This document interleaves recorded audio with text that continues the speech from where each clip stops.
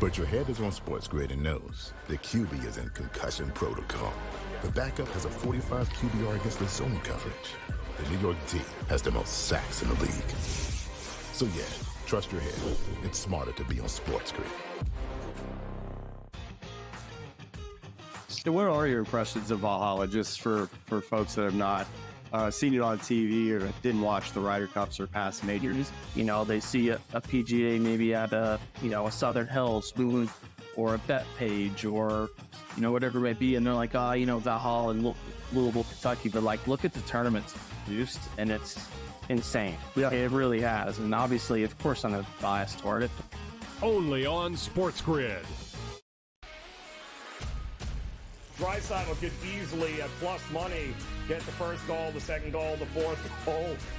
There's a few guys here. Maybe the prop betting market is not a bad way to look here. Clippers over the Mavericks. If I would have told you that score before the game, knowing that Kawhi Leonard wasn't playing, I would have really figured it would have been the other way around. But the NBA is just crazy. In-game live, all access. Only on SportsGrid. DraftKings making a progressive move, I think, that most other companies are also going to do or have done in the past. Adding someone from the government or someone you would say in legislation to become their responsible gaming leader here. And in this case, her name is Lori Kalani. And it'll be interesting to see if other companies try to follow suit in terms of hiring former lobbyists to head responsible gaming. Newswire. Only on SportsGrid.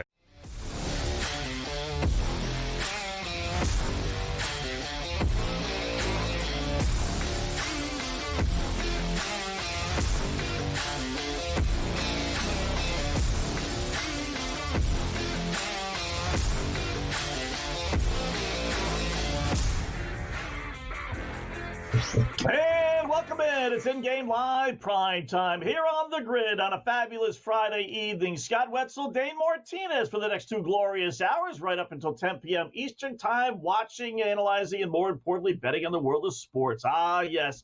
Little NBA playoffs tonight. 1 game, Knicks and Pacers starting bottom of the hour. We got 1 hockey game already underway, Boston, Florida. We got 1 more starting after the Bruins game, hopefully a Bruins victory as being a Boston fan. We got Major League Baseball, Black Clouds, same game parlays, and arrest records to all discuss. Dane, how good to see you didn't get arrested. I don't think you did anyway. Good to see you, my friend. How are you tonight? No, not today, Scotty. Not today. Maybe today. Some other day down the road. Yeah. I got to say this is one of the rare times, Scotty, where I may also be cheering for a Boston team because as a Rangers fan, I'm hoping the Bruins extend the series so they can play 7 so that the Rangers can have a little bit more rest after taking out the Hurricanes last night. So I'm with you and rooting for Boston. They've got a 1-goal lead, but the Florida Panthers might be the look on plus money now because I do believe they're the better team, Scott. Yeah, and I would say if you're a Ranger fan, not only for a Game 7 and just tax Florida a little bit more, but and I'm a Bruins fan, and I'll admit this, Dane. If you're a Ranger fan, you would much rather face offensively in that Boston than Florida, right? I mean, given your druthers. So, you force a Game 7, who knows what could happen. Bruins would have won 2 in a row. But I would think you'd rather face Boston in the next round than Florida. Yeah, absolutely. And didn't Boston also lose one of their key guys, whether it was Pasternak or Marchand? Someone got hurt also on the Bruins side. That's important there. So, yes, I do think Florida will ultimately advance to the Eastern Conference Finals against the Rangers. So whether it's Boston in 7 and I get, who I think would be the easier matchup, or just Florida in 7, I get the extended rest. I'll take it either way. But it is Boston right now, 1-0 in the first intermission. Yeah, Marchand, he is back, though. Marchand's the guy that you were referring to. He is back for Boston. So, but, yeah, I mean, definitely, listen, keep your fingers crossed for Bruin fans. But, you're right. Boston, slight underdog, right? Florida, about 145, 150. It's amazing how much these lines swing. It really is just crazy in hockey, Dane. So Boston goes from a, minus 150 underdog, Florida favorite. And now with the 1-0 lead, you got, 2/3 of the game left, and Bruins are up 1-0, and they're minus 210 favorites. I mean, that's a 300-point swing, and now you can grab Florida plus the 162 if you think the Panthers can come back, which I do think they can. I mean, again, hopefully not, but I think plus 162 is a pretty good play on Florida right now. Yeah, that's what I'm saying. There's such big swings. And if you've been watching the NHL playoffs, Scott, honestly, like 2-goal leads aren't safe. We've seen 3-goal leads not be safe. The Rangers were down 3-1 last night in the third period before Kreider had his natural hat trick. So really, because of these swings, I think betting on a team down a goal, down 2 goals is really where to go in game live here on the grid. You mentioned the Panthers right now at around plus 160. I'll take that because honestly, Scott, here's the thing. It's not even like Florida has to win this game.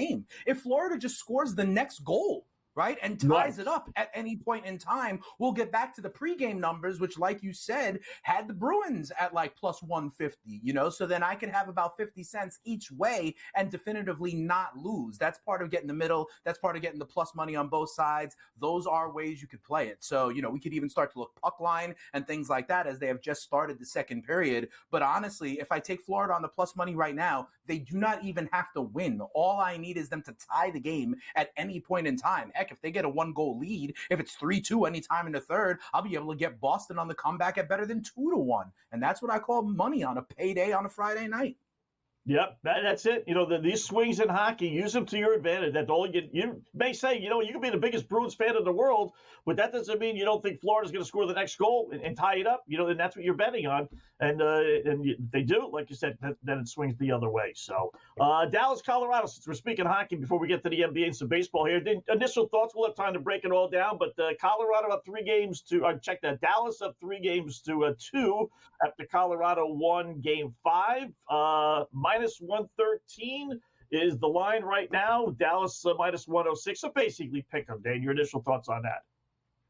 Yeah, my initial thoughts on this, I do think Dallas is the better team. Colorado at home, playing for their life. I am intrigued by the total in this game, Scott. It sits at 6.5 right now is the total in this game. However, the under is heavily juiced. So here's what I'm going to tell you. I do think there will be goals scored in this game, but I'd be willing to bet, Scott, that after about 2 minutes in this game, if it is scoreless, it will fall from 6.5 down to 5.5 because the juice is so much on the under right now. I believe it won't be long before it falls to 5.5. And at that point, if there are no goals scored in the first 3 or 4 minutes, then I will go over a 5.5 as soon as I see it, because I do think there will be offense in this one. Yeah, it's really the proverbial question in hockey. Do you want 6.5 plus odds? Not a lot, but plus 104. Sure. At least you don't have to lay odds. Or you said it, Dan. You wait 3 minutes and that 4 minutes tops, and that'll flip to minus 5.5, but minus 180. So do you want to lay the big juice with a smaller number, or do you want to get a little juice with the bigger number? In hockey, with the over-unders, I do actually prefer laying the juice. I'd rather, 1 goal can actually make a huge difference between winning and losing. Wouldn't do that in baseball with runs, but in hockey, 4-2 is a winner at 5.5 minus 190 versus 4-2 being a loser at 6.5 plus 110 or 105. So, and those numbers do come up. Little NBA, starting bottom of the hour. Only 1 game tonight. Pacers only 5. Dane, I find this suspiciously I like Indiana tonight, but why did that line drop from 6? Maybe Joe Ranieri told me a moment ago that he saw 6.5 earlier today. It's down to 5 now. A little suspicious because everybody I hear loves Indiana. Yeah, listen, here's the thing for me. I don't know if it's what's moving the line or not, right? But as a Knicks fan, the one kind of thing that buoys my opinion, you're right. The series has looked dramatically different in Madison Square Garden than it has in the Fieldhouse in Indiana. But to me, the fact that the last 2 games were 30-point blowouts mean that Thibodeau got to at least rest some of his guys. Hart, DiVincenzo, Brunson, they have been playing ridiculous minutes over the last couple of games. They got a little bit of a blow. So at least I think the Nova 3 and Thibodeau will have his full slate of healthy bodies tonight at least. So that gives me a little bit of cause for optimism that they may have a little bit more in the gas tank tonight, even though it is at Indiana. I think I'd take the 5.5 points. I think this one is going to be close. Yeah, I hope it is. Without really having a dog in the fight, I root for the Knicks, but I'm a Celtics fan. These mismatches. Last night's game, Denver, Minnesota. You got to be kidding me. And then the Knicks game against Indiana, and then the Knicks game against Indiana before that. When Indiana won by 32, 62-point swing this series had, Dave, between games 4 and 5. Game 4, Indiana wins by 32. They lose Game 5 by 30. A 62-point swing. How does that happen in the postseason when your life is on the line seemingly every game? I don't get it. I really don't. I think what we're seeing is more and more, even in the NBA playoffs, coaches are waving the white flag. I saw Jason Kidd in a game, Dallas against OKC. They were down big, and they took the starters out, So I think teams are – this idea, if you lose by 30 or if you lose by 2, it doesn't matter. I think we are seeing coaches kind of live to fight another day a little bit more, and that gives me cause for pause on some of these props because I am seeing some of the stars miss the half of the fourth quarter. Last night, I don't think there was one starter, Dave, on either team, Denver or Minnesota, that hit their prop because the game was such a blowout and the scrubs played the entire fourth quarter and basically, half of the third quarter. Now, honestly, I don't think there was one guy. I know the main guys all did it, whether it was on the positive side for Minnesota or the negative side for Denver. I mean, it's tough. Prop players have taken a beating with that over the last couple of games because these blowouts, the starters sit, whether it's positive or negative, and you're sitting there, holding on to, over 22.5 ticket, and the guy's sitting on the bench with 19 points to start the fourth quarter, and he doesn't come in again. And you're like, oh, you got to be kidding me. Yeah, I've had that exact thing happen. Like I said, that game when I saw Jason Kidd pull the starters for Dallas, I was on Kyrie Irving over 23.5 points. He was at 20, and then they pulled him with 8 minutes left to go. He would have gotten I had that too. Had he played the entire game, So these things are definitely happening. It's kind of the live to fight another day, I guess. Yeah. All right, in-game live, Pride Time continues. No.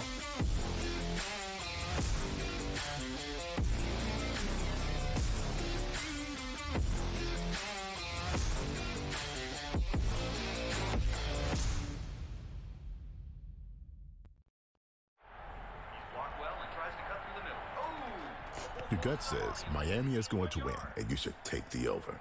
Your gut also said your NFT selfies would only go up in value. They didn't. But your head is on SportsGrid and knows the QB is in concussion protocol. The backup has a 45 QBR against the zone coverage. The New York D has the most sacks in the league. So yeah, trust your head. It's smarter to be on SportsGrid. A lot of books. And outside of the New York area, the Canes are actually favored in game 1 of this series. I'm seeing it right now. I'm looking. I see a -115 Canes, Rangers -105. I like the 6 and 7 games prop, like I took with Boston, Toronto, which we now know is going to cash. I think it's got a chance to go the distance. It's going to be a long, tough, close series. Sports Rage Late Night, only on SportsGrid. The Cam Rising stuff last year with Utah, 3 months of pretending he was questionable with a torn ACL, ridiculous. It's a lot of gray right now when it comes to this stuff, and we really are. When people say we're in like the second or third inning of sports betting, that's why I agree, because there's so many of those situations that are very, very difficult to explain to a novice. Game time decisions, only on SportsGrid. A surprise winner on the PGA Tour. Taylor Pendrith ends up winning his first PGA Tour win. He was pretty darn lucky to win. Ben Coles should have won that tournament. Also seeking his first PGA Tour victory, he went into the 18th hole, the easiest hole on the golf course, with a one-shot lead, and he was there in 2, just less than 30 feet from the cup. Newswire, only on SportsGrid.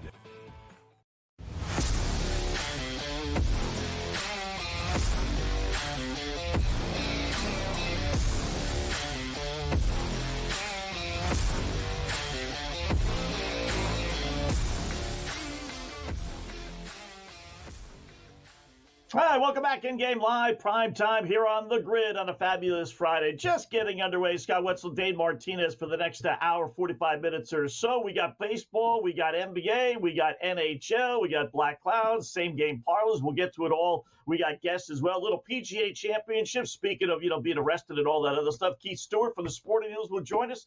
And then our good buddy Cam Stewart, hour number 2.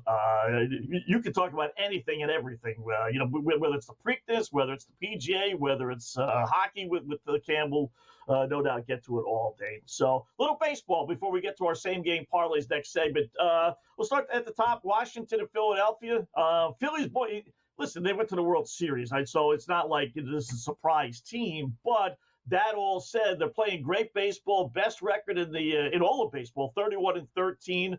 Did lose last night to the Mets, but 22-6 versus losing teams this year. 8-3 their last 11, 12-2 their last 14 at home, and they are winning already against Washington 4-2. So tough to bet them, unless you want to lay the 2.5. But any thoughts on Philadelphia, Washington tonight?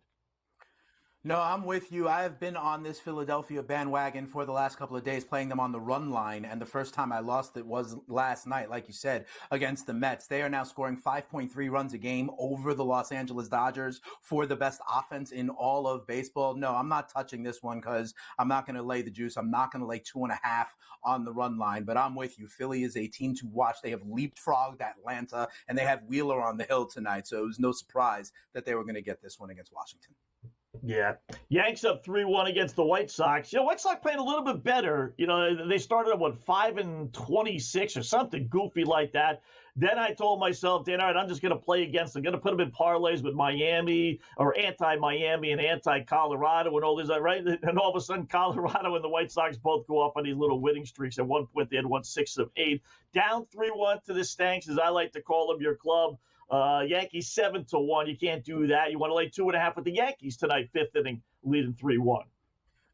No, but I am intrigued by the live total, which stands at 8.5 right now. 4 runs on the board here at 3-1. This Yankees bullpen has been pretty good. Clay Holmes has been a lockdown closer at the end. And quite frankly, I don't believe in this Chicago White Sox offense. So I am intrigued that the Yankees right now, Nestor Cortez, and ultimately their bullpen can hold them down. I'm intrigued by the under 8.5 runs right now with 4 on the board. I can see this easily wind up being a 5-2 Yankee final or a 6-2 Yankee final. I might put an under here at 8.5.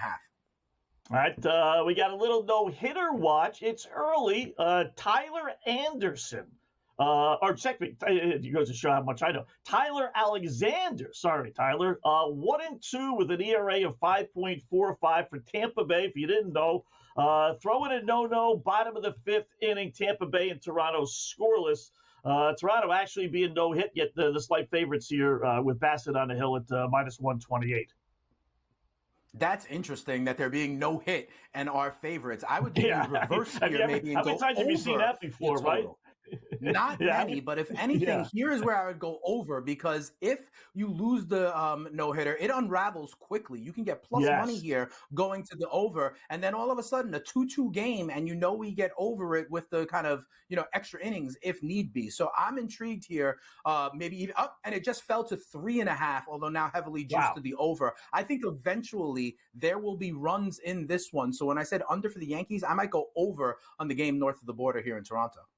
What's weird with this one, Dane, is that you're right. The over-under drops, right, to 3.5, little minus 140. But Toronto, which is being no-hit, at least last time I checked 10 seconds ago, shot up to minus 176.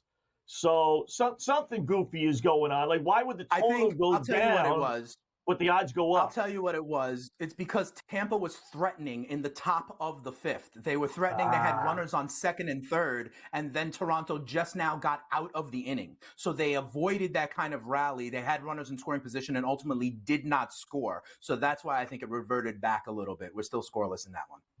All right, that makes sense. That makes sense. Otherwise, it'd be like you would think, okay, if Toronto's going to go up, that means they have something going. But so that line was built in with Toronto being that big of a favorite, basically. In fact, you said 2 runners on, and they were still underdogs, Tampa Bay. So, all right, so we got no score. We'll keep an eye on that.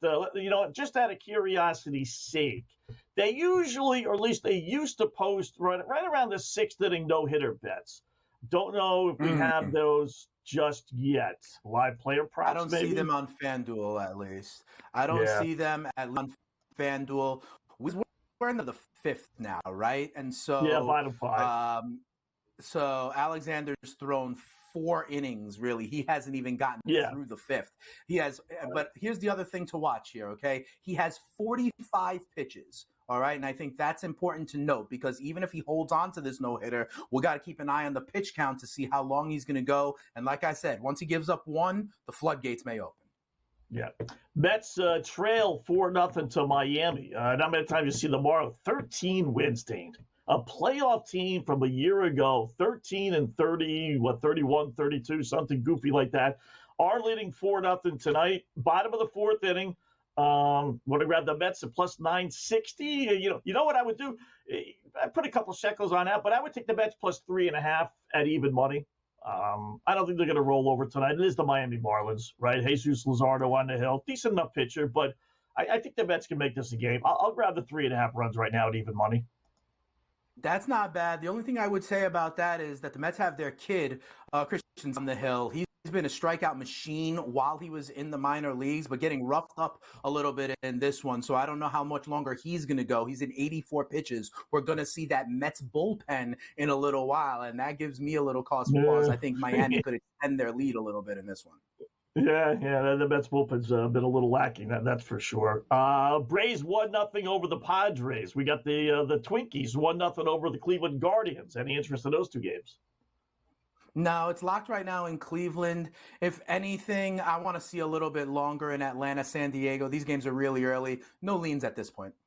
Yeah, but they really make you pay the price. But Atlanta 1-0, third inning, right? Good team they're facing, San Diego, minus 340. Man, you just crazy. Even Kansas City 1-0 over Oakland. Similar situation. Bottom of the third. Kansas City's minus 4-1, 400. So, all right, we'll take a look at more at baseball. Same game parlay action coming up. That is next right here on the grid. Scott Wetzel, Dane Martinez till 10 p.m. Eastern Time.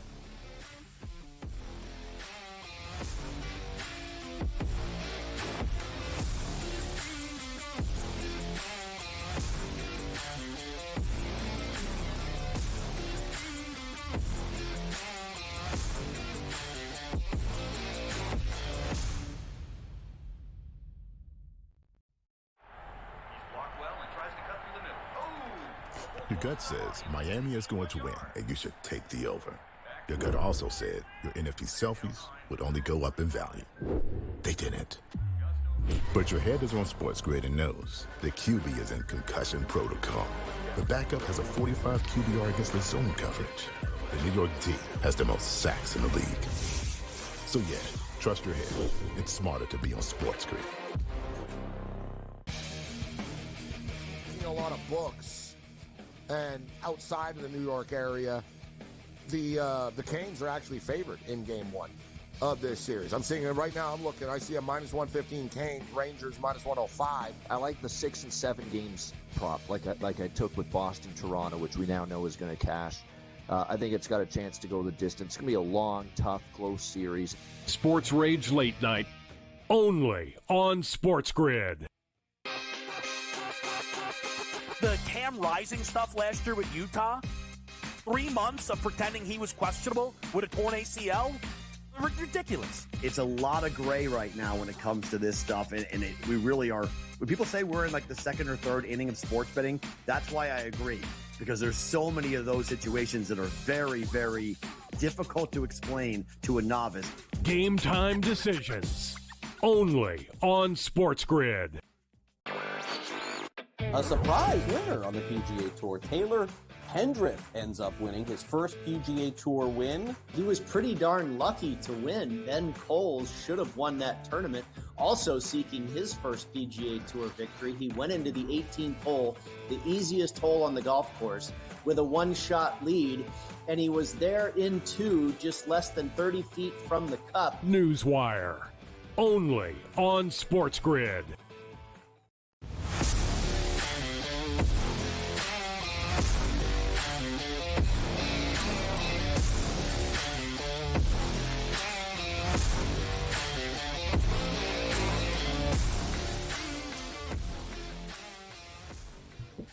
All right, welcome back. InGame Live, prime time here on the grid on a fabulous money-making, keep your fingers crossed Friday. Scott Wetzel, Dane Martinez until 10 p.m. Eastern Time. Keith Stewart from the Sporting News will join us in about 10 minutes or so. Go over the PGA Championship, round 2, basically in the books. In the meantime, though, we got hockey, we got NBA, we got baseball, and we got a little SGP, same game parlay time.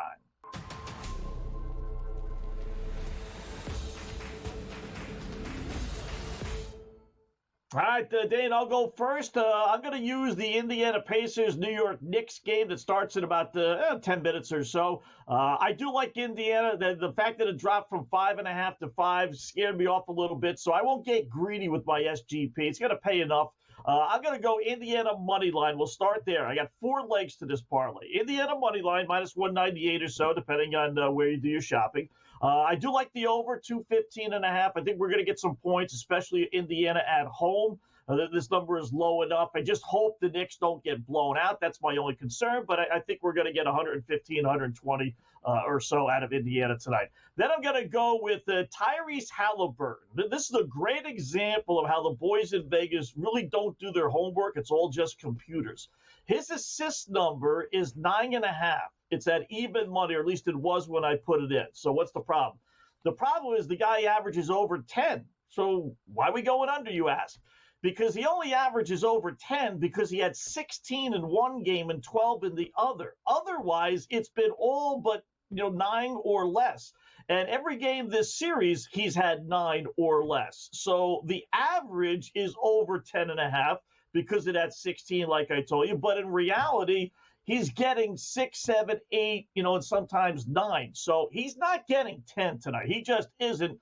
So give me Tyrese Halliburton assists under 9.5, and then we'll finish it up with Pascal Siakam rebounds over 7.5. He averages 8, so a little toss-up on this one, but I think he gets it because the Knicks are going to be clanging the shots tonight. So Indiana over, Halliburton assists under, Siakam rebounds over, pays almost 9.5 to 1 plus 946.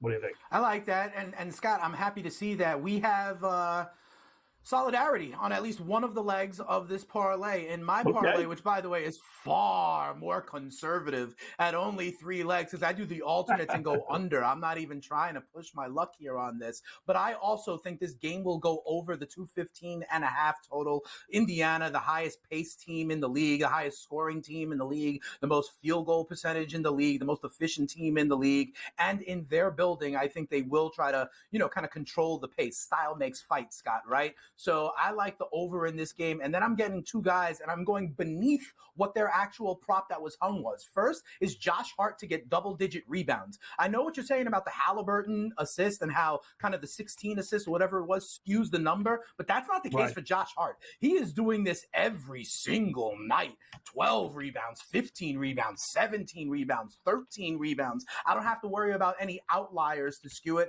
and I think he'll get double digits again tonight. And then I'm going Dante DiVincenzo to get at least 3 3-pointers. Now, he hasn't done this in the last 2 games, but like I told you before, Scott, the last 2 games were 30-point blowouts, and he didn't play his full complement of minutes. He only played 29 and 32 minutes in the last 2 games that were blowouts. In the other games before that, he's been averaging, just like Hart and Brunson, over 43 minutes a game. And check this out. In the 4 previous games, he went 23 of 41 from three-point land, Scott. That's 56%, 23 threes across 4 games. I think he can get 3 for me tonight. I expect a closer game, so no blowouts, no waving the white flag. All these guys will get their minutes. Josh will get his boards. Dante will get his threes, and the game will go over. That's what I got, Scotty. All right, I like that. I will tell you the line on FanDuel anyway just lowered to 5.5 or to 4.5. So Knicks money coming in. Yeah, Knicks money's coming in. Boy, I don't see it. I really, listen, it wouldn't shock me. They played well in game 3, but not game 4. So here's the thing, and I've asked our guy Sharapan this once. You and I are both looking at FanDuel in the New York metropolitan area. Remember, it is regional. Okay. And so we're looking at lines based on this New Jersey or New York. And I probably think they are getting Knicks money and have to move it. I bet if you were in another state, maybe the line wouldn't be going down right now. Yeah. You know what? That's exactly right. And you would think, okay, it's all going to be hooked together. It's not. You go to Indiana. Indiana's line might be 6.5 right now. So you know what? That's a good thought, Dave. You might be getting Knicks money, just before the bell here. So, all right, they tip off in a little bit. In-game live, Keith Stewart, PGA Talk, coming up next here on the Grid.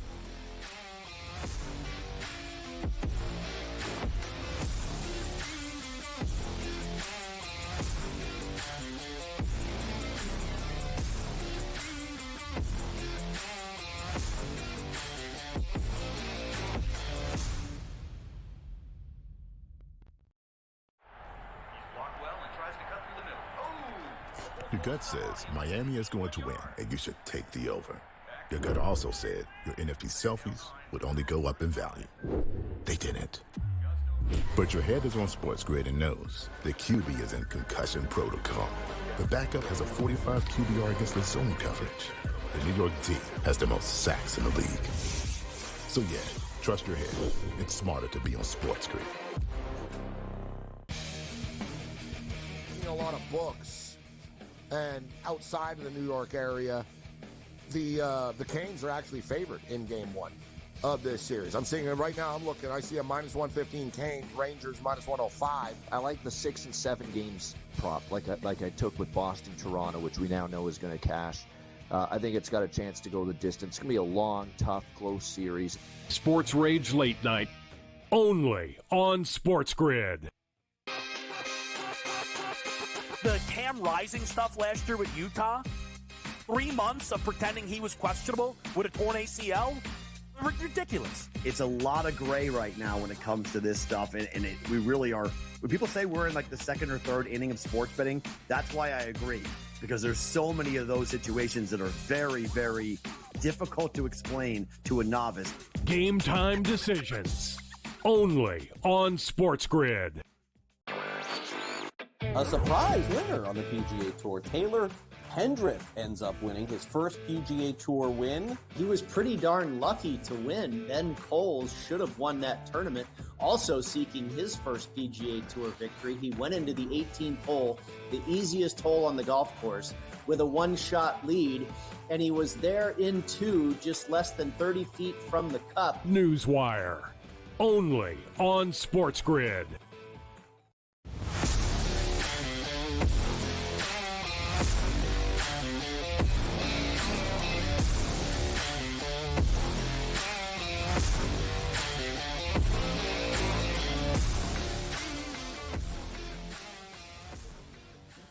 Hi, welcome back. In-game live, prime time here on the grid. Scott Wetzel, Dane Martinez until 10 p.m. Eastern time. Quick little update. Florida scored, so it's 1-1 Florida-Boston. Like Dane and I told you a moment ago, you grab the Panthers plus the 160 or so, let them score the next goal. Now you can bet Boston plus money on the other side, and you got your guaranteed profit. So cha-ching on that one. We'll put the hockey, NBA, baseball aside for a couple of moments here. PGA Championship time. What a crazy, I don't even know how you explain it. Let's hope our next guest can. He covers the PGA for one of my old stomping grounds, the Sporting News. Keith Stewart joins us now. Keith, Scott Wetzel, Dane Martinez, how are you today? Oh, guys, I am doing well. It's been a little bit of a long day, but I'm happy to be with you and continue to develop this Scheffler story. It's pretty amazing. Yeah, we start there. Why not, right? Since it started the day, it ended the day, you were there. What do you make of everything that happened? I think it's pretty impressive. You know, listening to Scotty Scheffler, I don't think he's just number one golfer in the world. This guy might be the number one guy and dad and everything else. I mean, it was really impressive to listen to him post round. He came in, he said all the right things. He talked about the family of the person that was lost. He talked about how the police were so nice to him, you know, at the station. And then he talked about his round a little bit. And at the end, he was asked, you know, quite directly, he said, is this one of the best rounds you've ever played in your life, all things considered? And he said, yeah, I think it is. Major championship. It's been a busy day. And he goes, like, one of the biggest challenges when I was in the holding cell was that my heart rate was really up and they had to help me get it down because I'd never been in jail before. Yeah, it's absolutely ridiculous, Keith, right? You know, he gets a mugshot taken about an hour and a half before he tees off. Obviously, you know, the traffic incident with the shuttle bus and the worker who unfortunately passed away in this is, you know, somewhere where a lot of people's thoughts need to be. And then Scotty Scheffler goes out and fires a 66, literally when there's fans on the course that have pictures of his mugshot already on T-shirts, walking around the course with him. You know, it's a lot more than just the flu game or the loss of, you know, someone in your family. The idea that you can be able to focus and fire a 66 is absolutely amazing. But Keith, I want to go even further up the leaderboard. I want to talk about Xander, and I want to talk about Colin Morikawa. I mean, Xander's had an absolutely incredible year so far, right? And you just wouldn't be, you know, if not for guys like Scheffler, for guys like Rory, a lot more people would be talking about Xander, but I know some people think he's not the guy that can kind of close it out come Sunday. Do you think that Xander has staying power and is going to win this championship. Well, he's going to have to break the trend because right now the trend isn't his friend. You go back and there's just a number of instances of this. He shot 65 to open the Players and he came in second. He shot 64 last weekend at Wells Fargo and he came in second. A year ago, he shot 62, same number, at LACC in the U.S. Open, and he came in 10th. So he himself is just going to have to overcome this. There's no doubt in my mind that he could win the thing, except for what happens between his ears. And he's still the favorite right now. He's at plus 250 on most of the boards. And, your second favorite is going to be Scheffler. But, the amount of emotion that Scheffler had and the support he had running around, you would have thought that I think he had more support today than JT, which is saying a lot right here in Kentucky.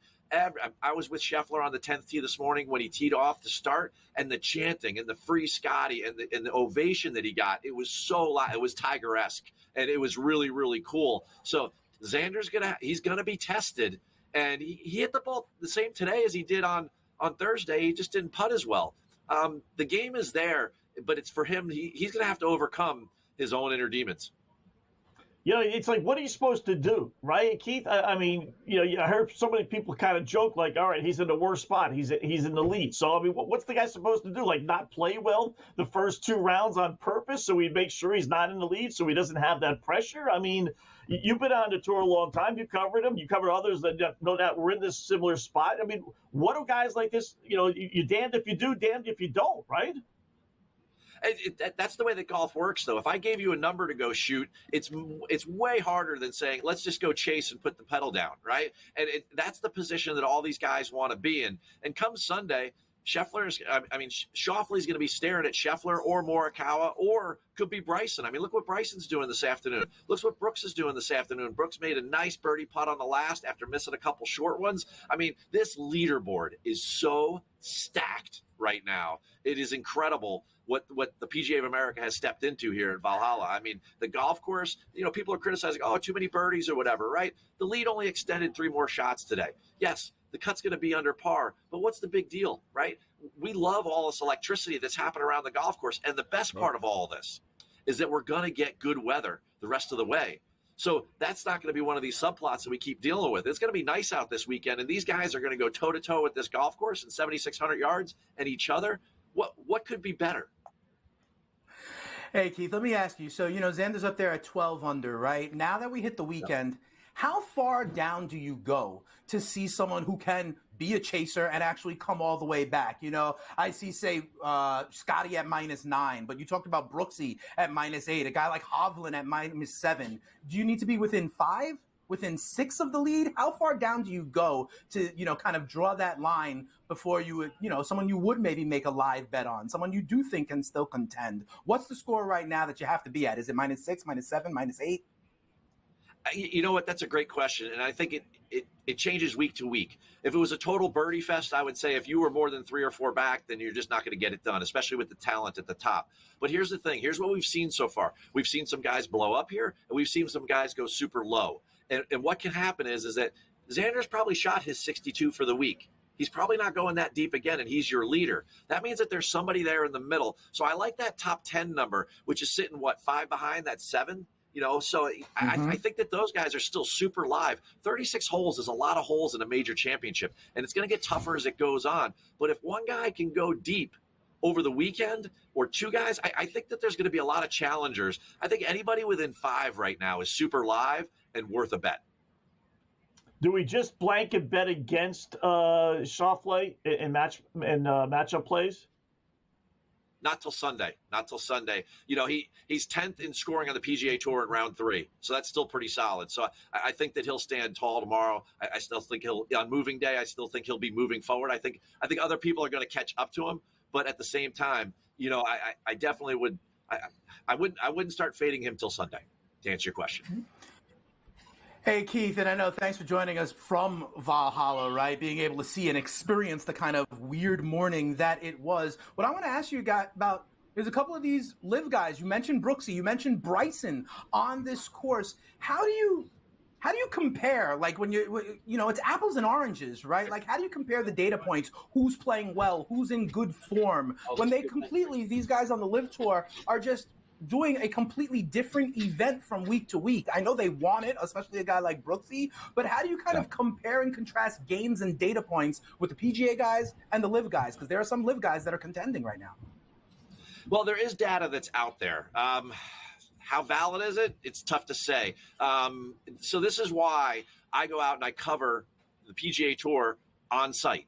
And I have a background as a PGA professional. So, the SportsGrid guys know this. Morning, noon, and night, I come on and I'm here. So I get to see it. So I saw it at Augusta and obviously I'm seeing it here. And a big thing for me at the start of the week was that I went heavy on Brooks and Bryson because I knew this much. Those guys at least aren't seeing Scotty week in and week out. And that was my comparison test there. Like, these guys are world-class players. They're coming in good form. And guess what? You know what? They can beat this guy because they haven't been beaten down all year. Rory went after Scotty, shot down. Wyndham, same thing. Xander, same thing, right? These guys are damaged goods. Like, Brooks and Bryson have a chance because, you know what? They don't look at it every week. And I think those guys are super live this weekend. Keith only got about 15 seconds. Tiger Woods +7, not going to make the cut. Quick impression. He just needs more reps. So he's got to get healthier. He keeps saying that he is getting healthier. So I like the trend on that for sure. But he's got to get more reps, and he's got to play at least once before the U.S. Open, or we're going to get the same exact results. Yeah, got to play more. It's got to play more. So, Keith, great job. I appreciate it, man. Have some fun. Hopefully things are a little calmer tomorrow as they close out the second round and obviously start the third. Keith Stewart from Sport News. Thanks, Keith. Yeah.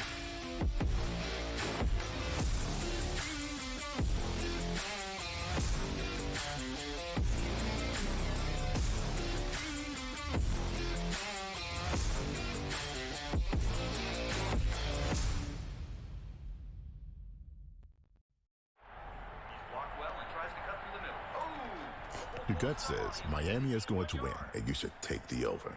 Your gut also said your NFT selfies would only go up in value. They didn't. But your head is on SportsGrid and knows the QB is in concussion protocol. The backup has a 45 QBR against the zone coverage. The New York D has the most sacks in the league. So yeah, trust your head. It's smarter to be on SportsGrid. A lot of books. And outside of the New York area, the Canes are actually favored in Game 1 of this series. I'm seeing it right now. I'm looking. I see a -115 Canes, Rangers -105. I like the 6 and 7 games prop, like I took with Boston, Toronto, which we now know is going to cash. I think it's got a chance to go the distance. It's going to be a long, tough, close series. Sports Rage Late Night, only on SportsGrid. The Cam Rising stuff last year with Utah, 3 months of pretending he was questionable with a torn ACL, ridiculous. It's a lot of gray right now when it comes to this stuff, and we really are. When people say we're in like the second or third inning of sports betting, that's why I agree, because there's so many of those situations that are very, very difficult to explain to a novice. Game time decisions, only on SportsGrid. A surprise winner on the PGA Tour. Taylor Pendrith ends up winning his first PGA Tour win. He was pretty darn lucky to win. Ben Coles should have won that tournament. Also seeking his first PGA Tour victory, he went into the 18th hole, the easiest hole on the golf course, with a one-shot lead, and he was there in 2, just less than 30 feet from the cup. Newswire, only on SportsGrid.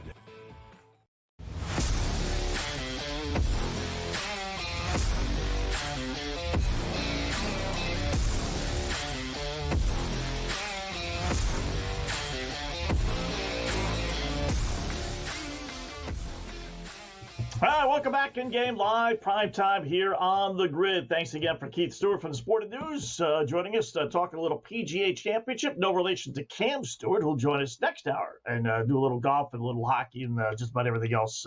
So they got to finish up the second round, Dane. I guess there's a couple of golfers that are still on the course, maybe even now, but they're not going to get through it all. Then, a couple of holes tomorrow, then they get the third round tomorrow. So it is a great leaderboard. And if I'm not the hugest, golf bettor in the world. I'll put a couple of shekels on some of these things, but you're getting decent numbers. If you look, within 5 or 6 down, I mean, basically it's a who's who of golf.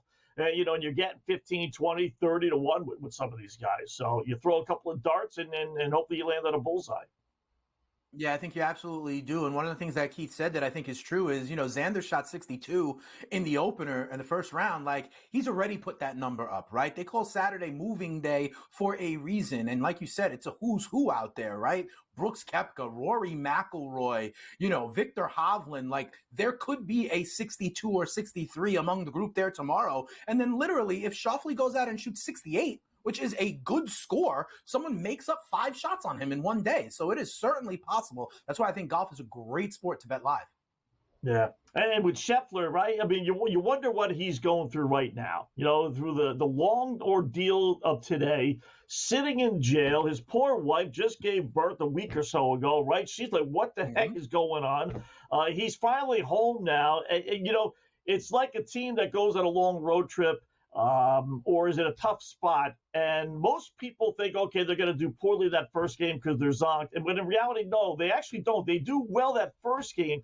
Then it's the second game that all the drama and everything else kicks in, and they do poorly the second game. And I wonder if that's going to happen with Scheffler. Okay, all the craziness of today comes through with his 66, and then he goes home and takes that deep breath. And then, if you got to play a hunch, as we all do on bettors, it wouldn't be the craziest thing in the world to see Scheffler struggle tomorrow versus today. Yeah, I can see that. The only thing I liken it to is, players have like games when they're sick. And it allows them to kind of stay focused. And you may think that they're going to have a bad day, but all of a sudden the adrenaline kicks in and they have a great day. We've seen players who have lost family members then go out into the court or the field or whatever it is and kind of have that reprieve and be able to still dominate. So I understand what you're talking about. Maybe the juices were flowing, the adrenaline was going today. And listen, he shot a 66. And like he said, even Scotty said it was one of the best rounds of his life. Maybe now, the walls close in his mind a little bit because he will still have to deal with felony counts on Tuesday, regardless of this, as a new father, like you just said. So I can understand, but, it's so hard for me to say which way it will go. I can see it going either way, either him continuing to be geeked up, locked in with the adrenaline and the crowd support, or it's starting to get to him and him unraveling a little bit. I can honestly see it going either way. Yeah, we joke about it, but this guy's facing serious charges. I mean, he's not looking at like life in jail. Don't get me wrong, but he is. They didn't drop the charges like they could have. When reality kicked in and they realized, oh my gosh, we got Scotty Scheffler sitting in our jail cell. They didn't do that, and they certainly could have. So who knows? No hitter watch continues. Oh, by the way, 2 out, bottom of the 6th inning. It's still early, but just to keep you posted, Mr. Alexander on the hill for Tampa Bay, still throwing no-nos, 4 strikeouts, no walks. So let me see. Has he got a perfect game going? Toronto's got an error. He doesn't have any walks, so that to me adds up to. But yeah, a perfect game so far through 6. When I tell you, I still bet against it. I'll still bet the yes? over. Yeah, I'll still right? bet Yeah, I am not going to bet yes. I am not going to bet yes. Are they giving me a number for no, Scott? I'll lay minus 2,000 to bet no. How about that? Yeah, that's the thing with FanDuel. We've done this a little while. They give you the yes, but they don't give you the no. Or if they do, it's something like ridiculous where you can't bet it straight. So what's the point, right? What's the yes number? What's the yes number, Scott? I don't see it. It's not up yet? I'm surprised. No, I'm a little surprised. 6th inning, maybe if he gets through 6 here, then go to the bottom of the 7th. We'll see a no-hitter number because they do generally post them, but I don't live specials. Before. I don't know what the threshold is before they take it serious. Or like our guy Sharapan says, maybe these people are just asleep at the risk room and everyone's watching the NBA and the NHL tonight. Yeah. You got Tyler Alexander to record a win. Although they don't have any lines on it, but the bet is there, but they don't have any lines on it. With Tampa Bay up 3-0, I would bet that, but I don't see anything there. So, all right, we'll keep you posted whether it gets a no-hitter or not. Knicks are underway. Pacers underway, 11-9, pretty good pace. Competitive. It was 5-2 Indiana, but, the Knicks battled back here, so even Steven basically, 11-9. Nothing really has changed. Line is still 4.5. And the over-under is down a tick day to 213.5. So imperative more for the Knicks or Pacers, do you think, to get off to the fast start? I think it's imperative for the Knicks to stay close early on, right? Because like you were saying, in the playoffs, we've seen a lot of these runaway blowouts, and I don't want kind of the snowball to roll downhill in Indiana. So I can't have, Indiana be up 12 in the first quarter. So the fact that I'm seeing 11-9 right now and the Knicks staying within range, as long as they're close in the fourth quarter, I think they will have the ability to grind it up. They're the tougher team when clutch time comes. So as long as they're within shouting distance in the fourth quarter, I'm comfortable.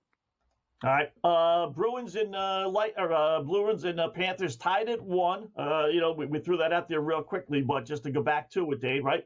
We said take Florida when they were down 1-0, plus 160 or so, hoping they would score the next goal. They did. Line didn't go up as high as I was hoping, but you still can now come back and grab Boston plus 104. Even if you just come back, to the point where you can cover your initial bet, then you got a free bet for basically 60 points on Florida. I would do that. Or you bet a little bit more on Boston. This way you guarantee yourself a profit either way. But what we hope for happened in that game.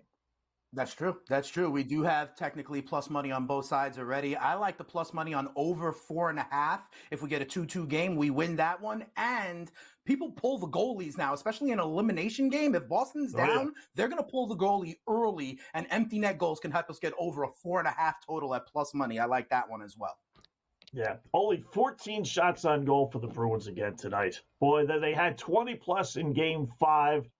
After averaging only 16 to 3 previous games, and they're back to basically not shooting a puck on net. Unbelievable. All right, in-game live primetime continues after this.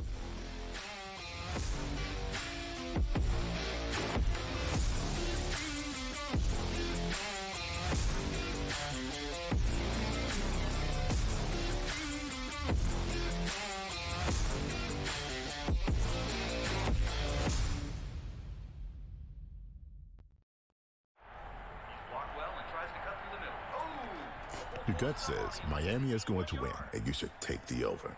Your gut also said your NFT selfies would only go up in value. They didn't. But your head is on SportsGrid and knows the QB is in concussion protocol. The backup has a 45 QBR against the zone coverage. The New York D has the most sacks in the league. So yeah, trust your head. It's smarter to be on SportsGrid. A lot of books. And outside of the New York area, the Canes are actually favored in game 1 of this series. I'm seeing it right now. I'm looking. I see a minus 115 Canes, Rangers minus 105. I like the 6 and 7 games prop, like I took with Boston, Toronto, which we now know is going to cash. I think it's got a chance to go the distance. It's going to be a long, tough, close series. Sports Rage Late Night, only on SportsGrid. The Cam Rising stuff last year with Utah, 3 months of pretending he was questionable with a torn ACL, ridiculous. It's a lot of gray right now when it comes to this stuff, and we really are. When people say we're in like the second or third inning of sports betting, that's why I agree, because there's so many of those situations that are very, very difficult to explain to a novice. Game time decisions, only on SportsGrid. A surprise winner on the PGA Tour. Taylor Pendrith ends up winning his first PGA Tour win. He was pretty darn lucky to win. Ben Coles should have won that tournament. Also seeking his first PGA Tour victory, he went into the 18th hole, the easiest hole on the golf course, with a one-shot lead, and he was there in 2, just less than 30 feet from the cup. Newswire, only on SportsGrid.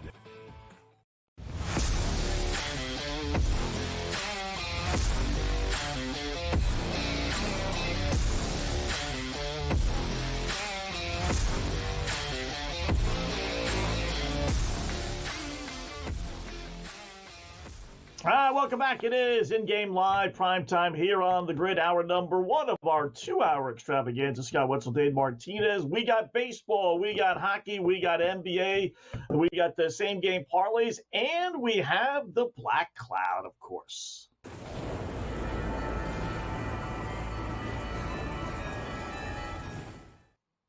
All right, this is the play in which cannot possibly lose. So whatever your bet is, you double your play, triple your unit, because there's just no way in the world this could lose. Now, sometimes we use this to our advantage.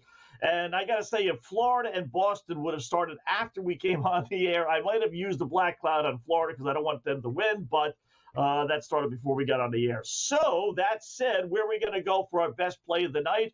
I think we're going to head out west. Little baseball action. To Arizona we go, Dane. We're going to take the Detroit Tigers minus 136 or so, depending on where you do your shopping. Tigers starting Tariq Skubal. He's 5-0. ERA just over 2.02. He's been unhittable. And now the ERA speaks for itself, but I will tell you, in 8 starts this year, he's given up more than 2 runs one time. One time. He's undefeated on the road, obviously, since he's 5-0. Arizona starts Ryan Nelson. He's 2-2. Not bad, but in 6 starts, Arizona's only 2-4. And I like seeing the team's records when the pitcher is pitching. That, to me, is more indicative of how well they play behind him versus the pitcher's record. But Arizona only 2-4 in his 6 starts. He's got an ERA over 5. Arizona's only 500 at home, 11-11. So I know it's tough laying odds with Detroit on the road, but there's a reason why they're favorites tonight. I think they win easily, 6-2, 7-2, maybe 5-2. But Detroit minus 136. The Black Cloud cannot lose play of the day. What do you think? All right, Scott. So I got good news and bad news for you. The good news is I absolutely love Tariq Skubal, okay? He is an absolute monster. I have him on some fantasy rosters. And go check now, Scott. He is right now the favorite to win the American League Cy Young because of how good his start has been. So I am all about Tariq Skubal. I love Tariq Skubal. However, the Arizona Diamondbacks have the best offense in Major League Baseball against lefties, Scott. They hit lefties better than any team in the majors. Best batting average, best WOBA, best barrel rate, all sorts of stats of what Arizona can do against left-handed pitching. So I love me some Tariq Skubal. He has been amazing, but I do think there is a risk here for the Black Cloud just because of how good the Snakes are against lefties. All right. I didn't know that. I hate when we throw logic into the Black Cloud. Sometimes knowledge is a dangerous thing. I still like Detroit. I still think they're going to win. Let's just hope that all those bad numbers that they have, mean nothing. So or positive numbers anyway for Arizona. But listen, Skubal is now the favorite in the American League to win the Cy Young over Corbin Burns, over everybody else that was there at the beginning of the season. So a lot of people in the fantasy community knew about Skubal. He had a great second half last year, and it's absolutely continued to be sure. We'll see what happens tonight.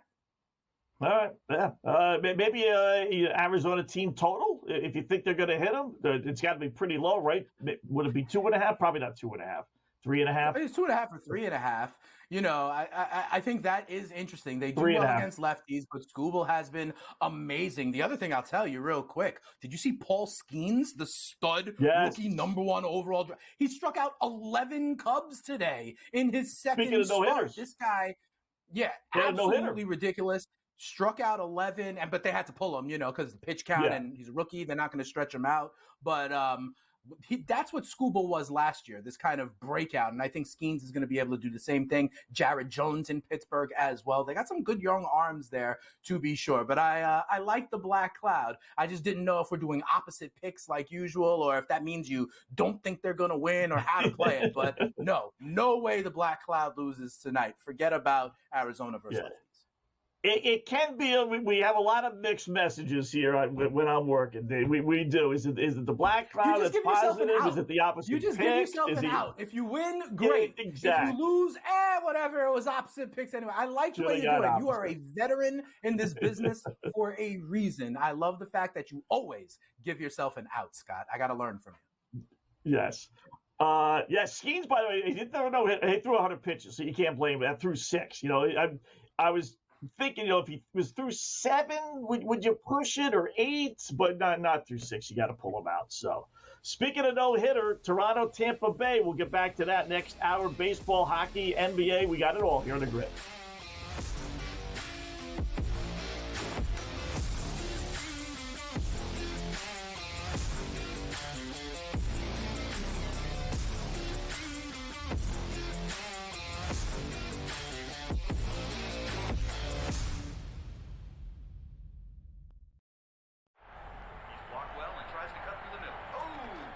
Your gut says Miami is going to win, and you should take the over. Your gut also said your NFT selfies would only go up in value. They didn't. But your head is on SportsGrid and knows the QB is in concussion protocol. The backup has a 45 QBR against the zone coverage. The New York D has the most sacks in the league. So yeah, trust your head. It's smarter to be on SportsGrid. A lot of books, and outside of the New York area, the Canes are actually favored in Game 1 of this series. I'm seeing it right now. I'm looking. I see a -115 Canes, Rangers -105. I like the 6 and 7 games prop, like I took with Boston, Toronto, which we now know is going to cash. I think it's got a chance to go the distance. It's going to be a long, tough, close series. Sports Rage Late Night, only on SportsGrid. The Cam Rising stuff last year with Utah, 3 months of pretending he was questionable with a torn ACL, ridiculous. It's a lot of gray right now when it comes to this stuff, and we really are. When people say we're in like the second or third inning of sports betting, that's why I agree, because there's so many of those situations that are very, very difficult to explain to a novice. Game time decisions, only on SportsGrid. A surprise winner on the PGA Tour. Taylor Pendrith ends up winning his first PGA Tour win. He was pretty darn lucky to win. Ben Coles should have won that tournament. Also seeking his first PGA Tour victory, he went into the 18th hole, the easiest hole on the golf course, with a one-shot lead, and he was there in 2, just less than 30 feet from the cup. Newswire, only on SportsGrid.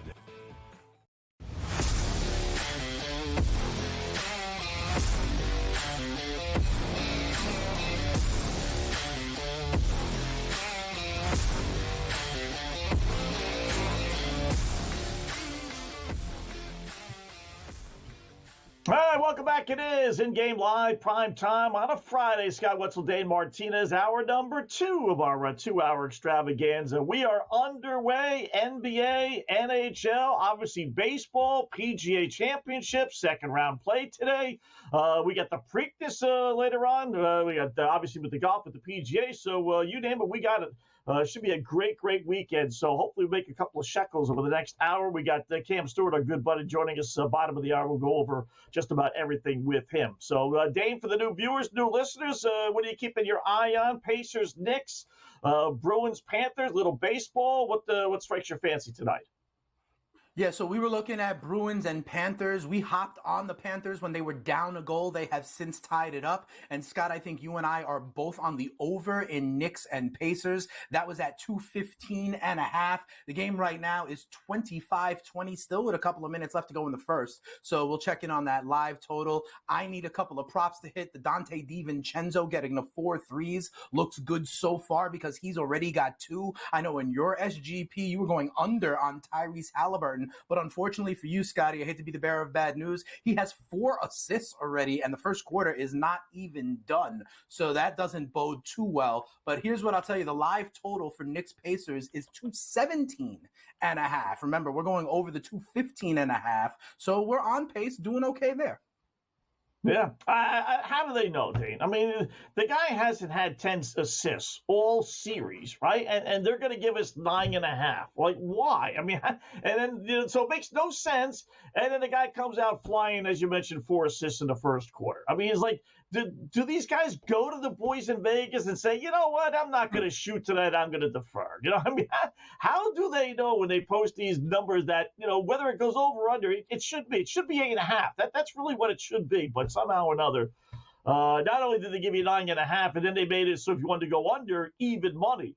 So it was really enticing to go under, So I still have hope. Well, listen, he hasn't gotten there yet, Scott. He hasn't gotten there yet. He is on pace to get there, but we've seen a lot of people be on pace for a lot of things, and it hasn't come in so far. So he still needs to get 6 more assists for that to be a loser, and 6 in an entire game is a nice number. So you're not done yet. He's just on pace to go over the number.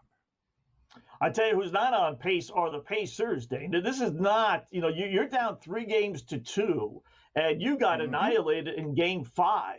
I'm sure I'm generally not a quarters or even first half better, but I'm sure most people figured Indiana was going to come out flying. Oh, yeah. Right? That would make all the sense.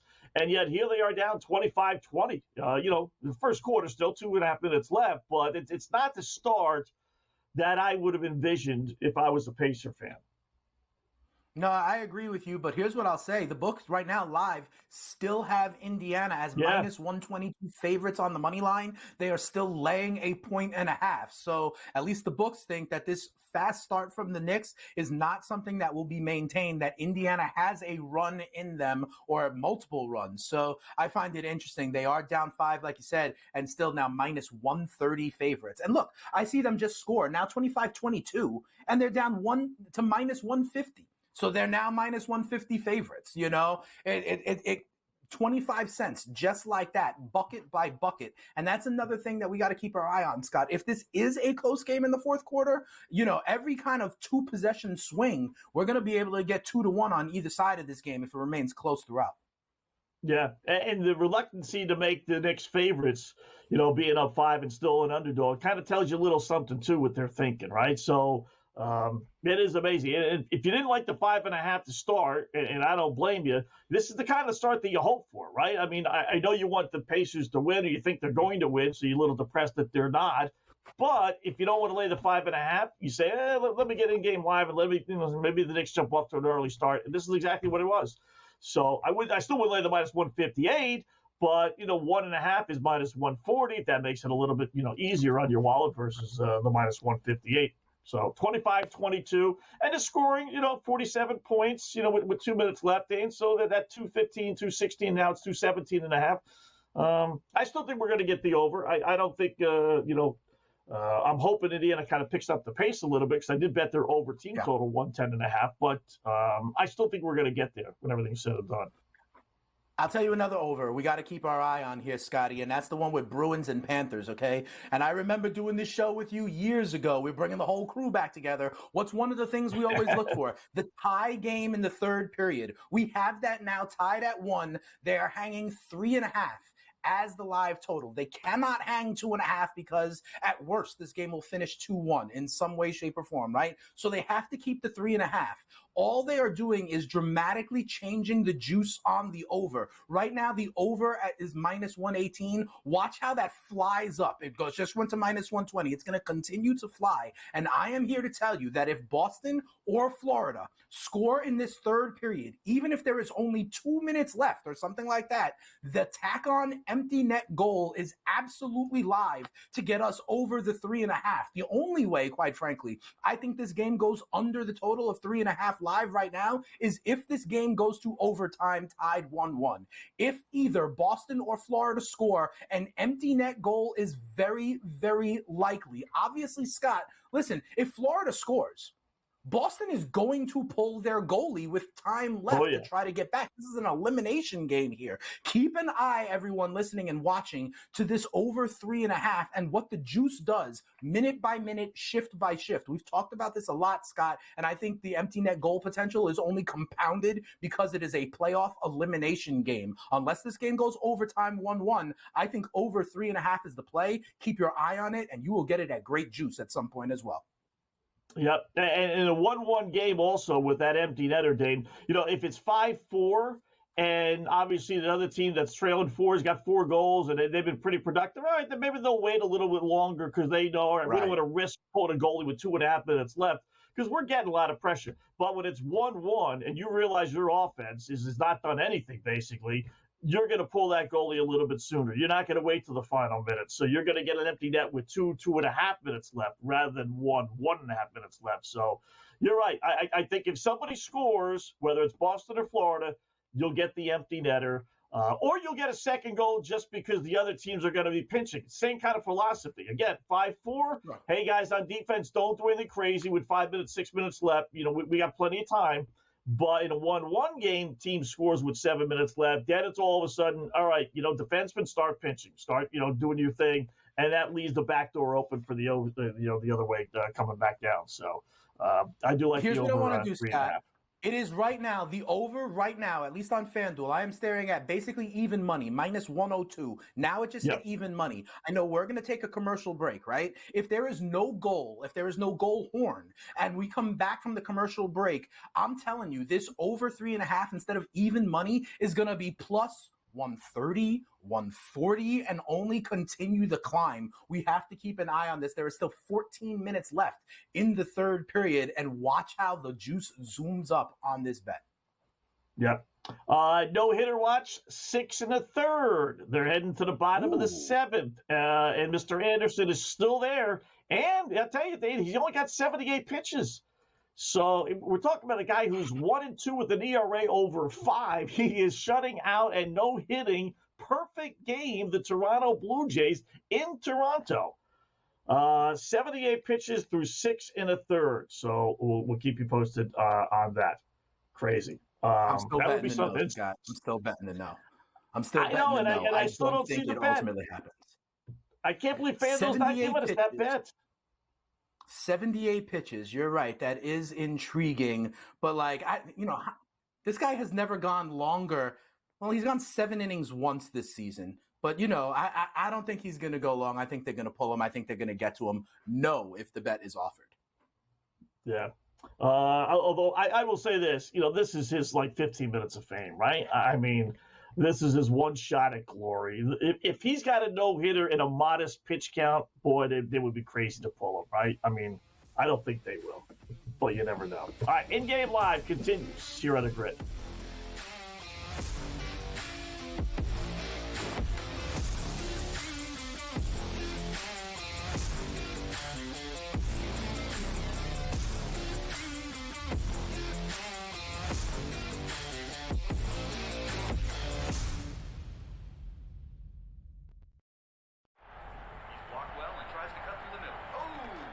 Your gut says Miami is going to win, and you should take the over.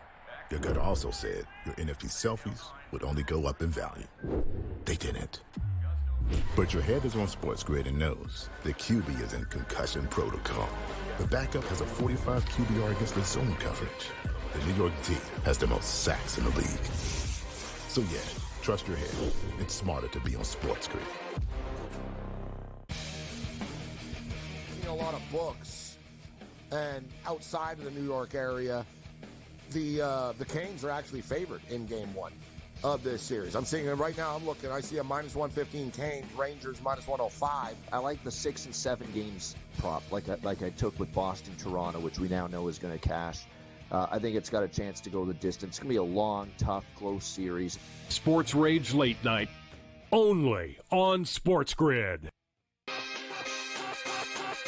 The Cam Rising stuff last year with Utah, 3 months of pretending he was questionable with a torn ACL, ridiculous. It's a lot of gray right now when it comes to this stuff, and we really are. When people say we're in the second or third inning of sports betting, that's why I agree, because there's so many of those situations that are very, very difficult to explain to a novice. Game time decisions, only on SportsGrid. A surprise winner on the PGA Tour. Taylor Hendrick ends up winning his first PGA Tour win. He was pretty darn lucky to win. Ben Coles should have won that tournament. Also seeking his first PGA Tour victory, he went into the 18th hole, the easiest hole on the golf course, with a one-shot lead, and he was there in 2, just less than 30 feet from the cup. Newswire, only on SportsGrid.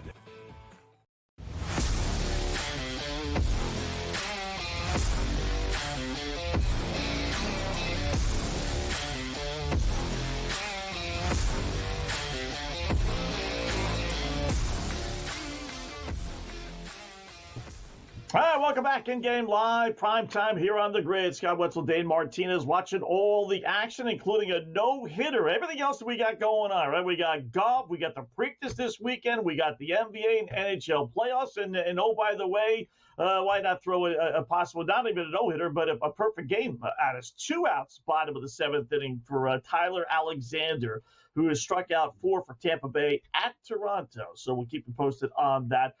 They resumed play. They were looking at a review of a Bruin, one of the Bruin players, Brazo, got hit.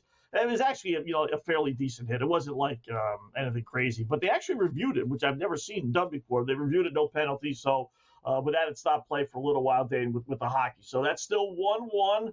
The over now 3.5 plus 118. Still got 13.5 minutes left to go, so we're still looking for that next goal.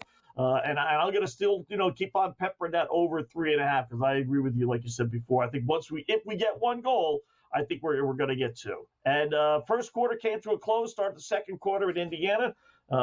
Knicks leading at 30-29. So scoring did pick up to close out that first quarter. What do you make of that?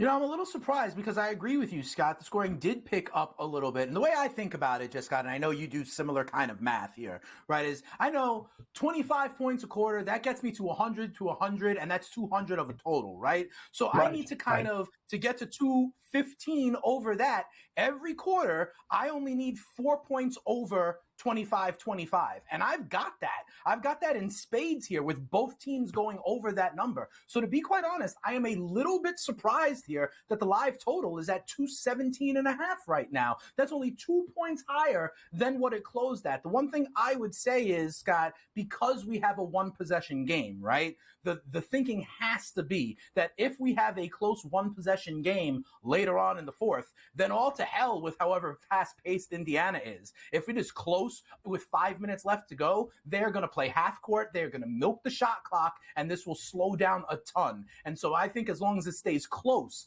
that's what's preventing these books from amping up the live total, even though the pace of scoring right now would be for the Knicks to get to 120 in this game. I don't think they're going to do that, and I think they believe that if it stays close, they're going to slow it down, milk the shot clock. So think about that correlation as you're watching this game. If the game stays close, maybe it will ultimately go under. But if this becomes a little bit more of a blowout, then it'll be a little bit more freewheeling, and then the over live could be a play. Yeah, I mean, if you want to go simplistic with it, it's basically 60 points in the first quarter, 60 plus 60 plus 60 plus 60. You're looking at a 240-point game, right? I mean, I know that's not probably going to happen, but that's what you're on pace for, and they're giving you 216. So you've almost eclipsed the 16 portion of that in the first quarter alone. Now you just need a regular 200-point game, which with these two teams shouldn't that hard to get. What's that? Think about this. You're saying you're not going to get that, right? 240. But, however, I mean, game 5 of this series was 120. The Knicks got to 121. In game 2 of this series, it was 130 to 121. That would be even over that 240 that you're talking about. In game 1 of this series, 121 to 117. So it's not like they can't maintain that pace and play a game in the high 110s or in the 120s. Indiana is comfortable at that pace, at that level. The question is, will they, speed up the Knicks enough to stay? But right now we're tied at 33. So eventually this will grind to a halt. If it stays close, I'm going under. Yeah. Basically it's been this series. If the games are competitive, they've gone over. If the games are blowouts, which you normally associate with over, right? When we 130 to 110, game flies over. Those games have gone under. So, the 121-91 last game, under. The 121-89 game in favor of the Pacers, game before that, under. The 130-121, pretty close, over. The 121-117, pretty close, over. I think even the 111-106 game, if memory serves me right, went over. So it's the 3 that have been competitive, gone over. I'm going to use that philosophy. I do think this is going to be competitive. I don't think it's going to be a blowout. Because one thing about these blowouts, Dave, in this series, they've been blowouts from the first quarter on. It hasn't taken long. It's not like second half and all of a sudden Indiana or the Knicks have just kind of pulled away. No, it's been a blowout right basically from the get-go. So I think this one's going to go down to the wire. I do.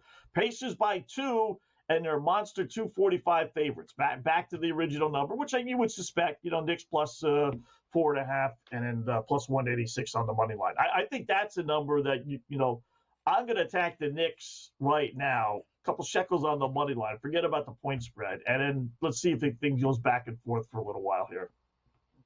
All right. I got an update for you. Alexander is through 7.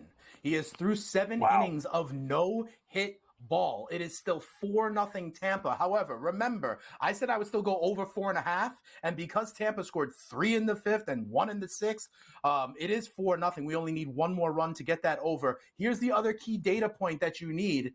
97 pitches now for Alexander. Ooh. So that gives me a little bit of pause here. 93 pitches for Alexander through 7. I don't know. They're going to let him out for the 8th, but I don't know, Scott, if they let him out for the 9th, if he's already at 108 or something like that. Right. That would be tough to do, but he's at 93 pitches, so he's got to get a few quick ground balls if he wants to try to get through 9. It's interesting. They don't give you the no-hitter play. Maybe that's just how it's going to be this year. But they do give you alternate strikeouts. So he's already eclipsed his original total. So he's got 4.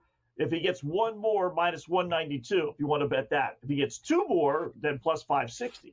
So someone's paying attention to the game. Deal, Scott. I can't. Because second, at this point, the second he gives up a hit, they're going to hook him. He's out. If the leadoff is on in the 8th, they're going to the bullpen. Yeah. Yep. Exactly. So, I'm just more curious why they would give you this, but they're not giving you the no-hitter. Maybe they're not doing no-hitters this year. I can't imagine they lost money on that. I thought I saw them hang it for the Ronel Blanco no-hitter, but you know, it's different people, different shifts, different days of the week. Who knows? But I still think he's going to get hit, and I still think I'd go over the 4.5. Yeah, I think so too. Because you said once that happens, then boom, forget about that. It's the bullpen, or if he stays in, then he's deflated. So it's like runs can come. So all right, in-game live continues here on the Grid.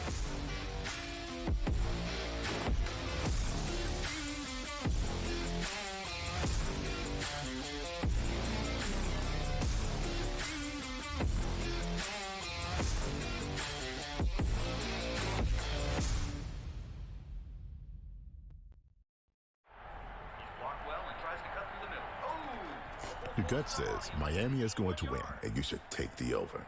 Your gut also said your NFT selfies would only go up in value. They didn't. But your head is on SportsGrid and knows the QB is in concussion protocol. The backup has a 45 QBR against the zone coverage. The New York D has the most sacks in the league. So yeah, trust your head. It's smarter to be on SportsGrid. A lot of books. And outside of the New York area, the Canes are actually favored in Game 1 of this series. I'm seeing it right now. I'm looking. I see a minus 115 Canes, Rangers minus 105. I like the 6 and 7 games prop, like I took with Boston, Toronto, which we now know is going to cash. I think it's got a chance to go the distance. It's going to be a long, tough, close series. Sports Rage Late Night, only on SportsGrid. The Cam Rising stuff last year with Utah, 3 months of pretending he was questionable with a torn ACL, ridiculous. It's a lot of gray right now when it comes to this stuff, and we really are.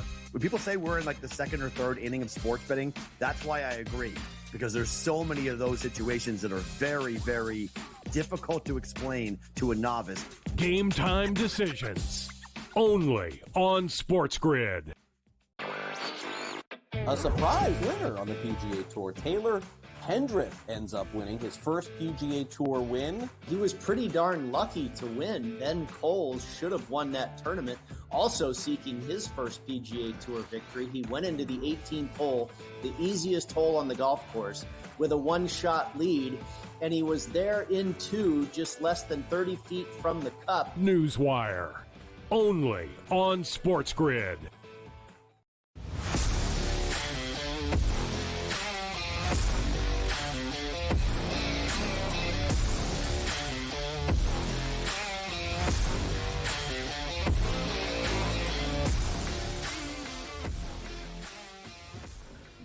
welcome back. In-game live, prime time here on the grid. Scott Wetzel and Dane Martinez until 10 p.m. Eastern time. Keeping an eye on the NBA and the NHL, Dane. And I'm just, as a Bruins fan, I'm really they don't know how to score. It's simple as that. I mentioned it. 7 out of the last 8 games, 2 goals or less in the postseason. It's a minor miracle that this team is in the second round in game 6, no less. I mean, goals, 2 last game. 1 the time, or 2 before that, 2 before that, then 1. Somehow or another, they won game 5-1. Then 2 before that, then 1, then 1. I mean, they don't know how to score. They had Charlie Coyle was wide open in front of the net. All he had to do was just lift the puck. Just lift the puck a little bit. What does he do? He slams the puck right into Bobrovsky, the goaltender for Florida's goal pads, and he doesn't score. You got to have a touch. And these Bruin players, they don't have that touch. They're just they're a frustrating team to watch. They're not winning tonight. Whether it's 3-1 or whether it's 2-1 in overtime, they're not winning. They got their allotment of goals. I can tell already. And it's why Florida's a favorite at 125 in a 1-1 game. Very frustrating. They are at minus 125. And just to update people, as the sands of time fall through the hourglass, that juice, like I said, has started to happen. It is now plus 190 to go over 3.5. And I acknowledge that there's only 9 minutes game, but my point remains. As soon as a goal is scored, the empty netter is still alive. Even if a goal is scored with 4 minutes left, 3 minutes left, 2 minutes left, that is then a lot of time with an empty net. It's now at 2-1. This thing is going to continue to zoom up. I feel like William Wallace in the Battle of York when they had battling the horses and they're like, hold. You can continue to get this over 3.5. Unless it goes to overtime, the empty netter will happen. This is the flag I am going to plant on this show. Watch the overjuice skyrocket. Keep an eye on it and get it, because we're going to get a goal and we're going to get an empty net goal. This is not going to overtime tied at 1. Yep. And we speak, and the boys in Vegas are listening, Dane, because now the Pacers' Nick total is up to 223.5. Now that makes a little more sense. Right? That 218 or 217 that they were giving us before, it didn't make any sense. You're on pace for a 240-point game. You already, as I said, you already compensated for the 16 extra points of a 200-point game. So now at 46-44, 6 minutes left, same pace as it was before. Now they're making you think on the over the 225.5. That line now makes sense. And I think it's going to go over anyway. I don't think it's going to stop. I really don't. I think, like I pointed out before, the competitive games in this series have gone over. The blowouts have stayed under, and even those just stayed under because the one team wasn't scoring. I think it's going to be competitive, and I think I'm playing the over. All right, you're going to like the fact that Halliburton just drove to the hole and scored himself instead of Thank dishing. you, Halliburton. He is at 5 assists in this one. And listen, we're tied at 46 with half of the second quarter left to go. Okay, it is, we talked about it being at 30 at the end of the first quarter. I really do believe that 60, both of these teams can be in the low 60s by the time we hit halftime. So they had to make the adjustment, and they did. I think the pace of play is going more Indiana's way. Remember, this is the second fastest team in the NBA. They scored the most points in the NBA. They had the biggest field goal percentage in the NBA. So scoring is nothing new for Indiana. The question now is, can the Knicks, who are really at some level running on fumes with only about 7 healthy bodies, do they have the energy to keep up for another 2.5 quarters at the pace that the Pacers want to play? Update from Toronto. The no-hitter is over. There you go. Hit. Danny Jansen, singles, 300 hitter, 298 hitter. So I bet they pull him right after that. Yeah, he's got 98 pitches. So let's see if they pull him or they keep him in there. 99 pitches, that was. So, in fact, he now has given up another hit. Oh, look at that, Dave. Look at that. Are we geniuses or what? It opened. It's going to open up. That's what I told you. Once the first hit comes, then the floodgates can open. Yep. And by the way, that 2-run homer gets us to 4-2. That is 6. Last time I checked, Scott, 6 is greater than 4.5. But exactly. That's the day, and I wasn't going to criticize them if they would have pulled Alexander, like we discussed, but I said 2 things are going to happen. They're going to pull him, which, okay, we're happy with if you're looking for the over, or they're going to keep him in there. and his attitude and everything else is going to be deflated. He just lost a no-hitter and is going to give up some runs. And that's what he's done, 2-run homer. Wow, just like that. Perfect game gone, no-hitter gone, shutout gone, complete game gone, the whole kit and caboodle gone. Unbelievable. All right, in-game live. Primetime continues.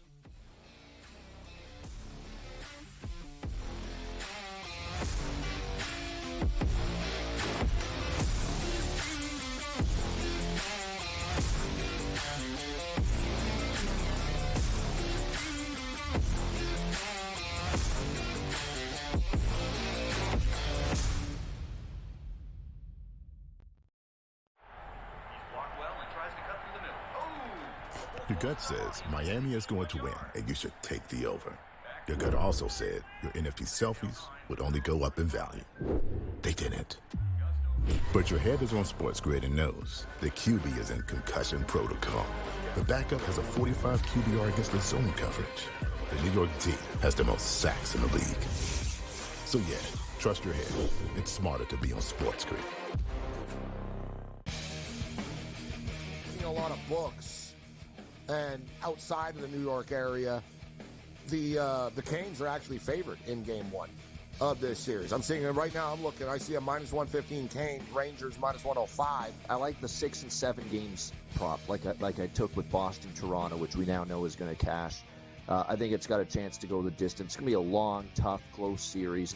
Sports Rage Late Night, only on SportsGrid. The Cam Rising stuff last year with Utah, 3 months of pretending he was questionable with a torn ACL, ridiculous. It's a lot of gray right now when it comes to this stuff, and we really are. When people say we're in like the second or third inning of sports betting, that's why I agree, because there's so many of those situations that are very, very difficult to explain to a novice. Game time decisions, only on SportsGrid. A surprise winner on the PGA Tour. Taylor Hendrick ends up winning his first PGA Tour win. He was pretty darn lucky to win. Ben Coles should have won that tournament. Also seeking his first PGA Tour victory, he went into the 18th hole, the easiest hole on the golf course, with a one-shot lead, and he was there in 2, just less than 30 feet from the cup. Newswire, only on SportsGrid.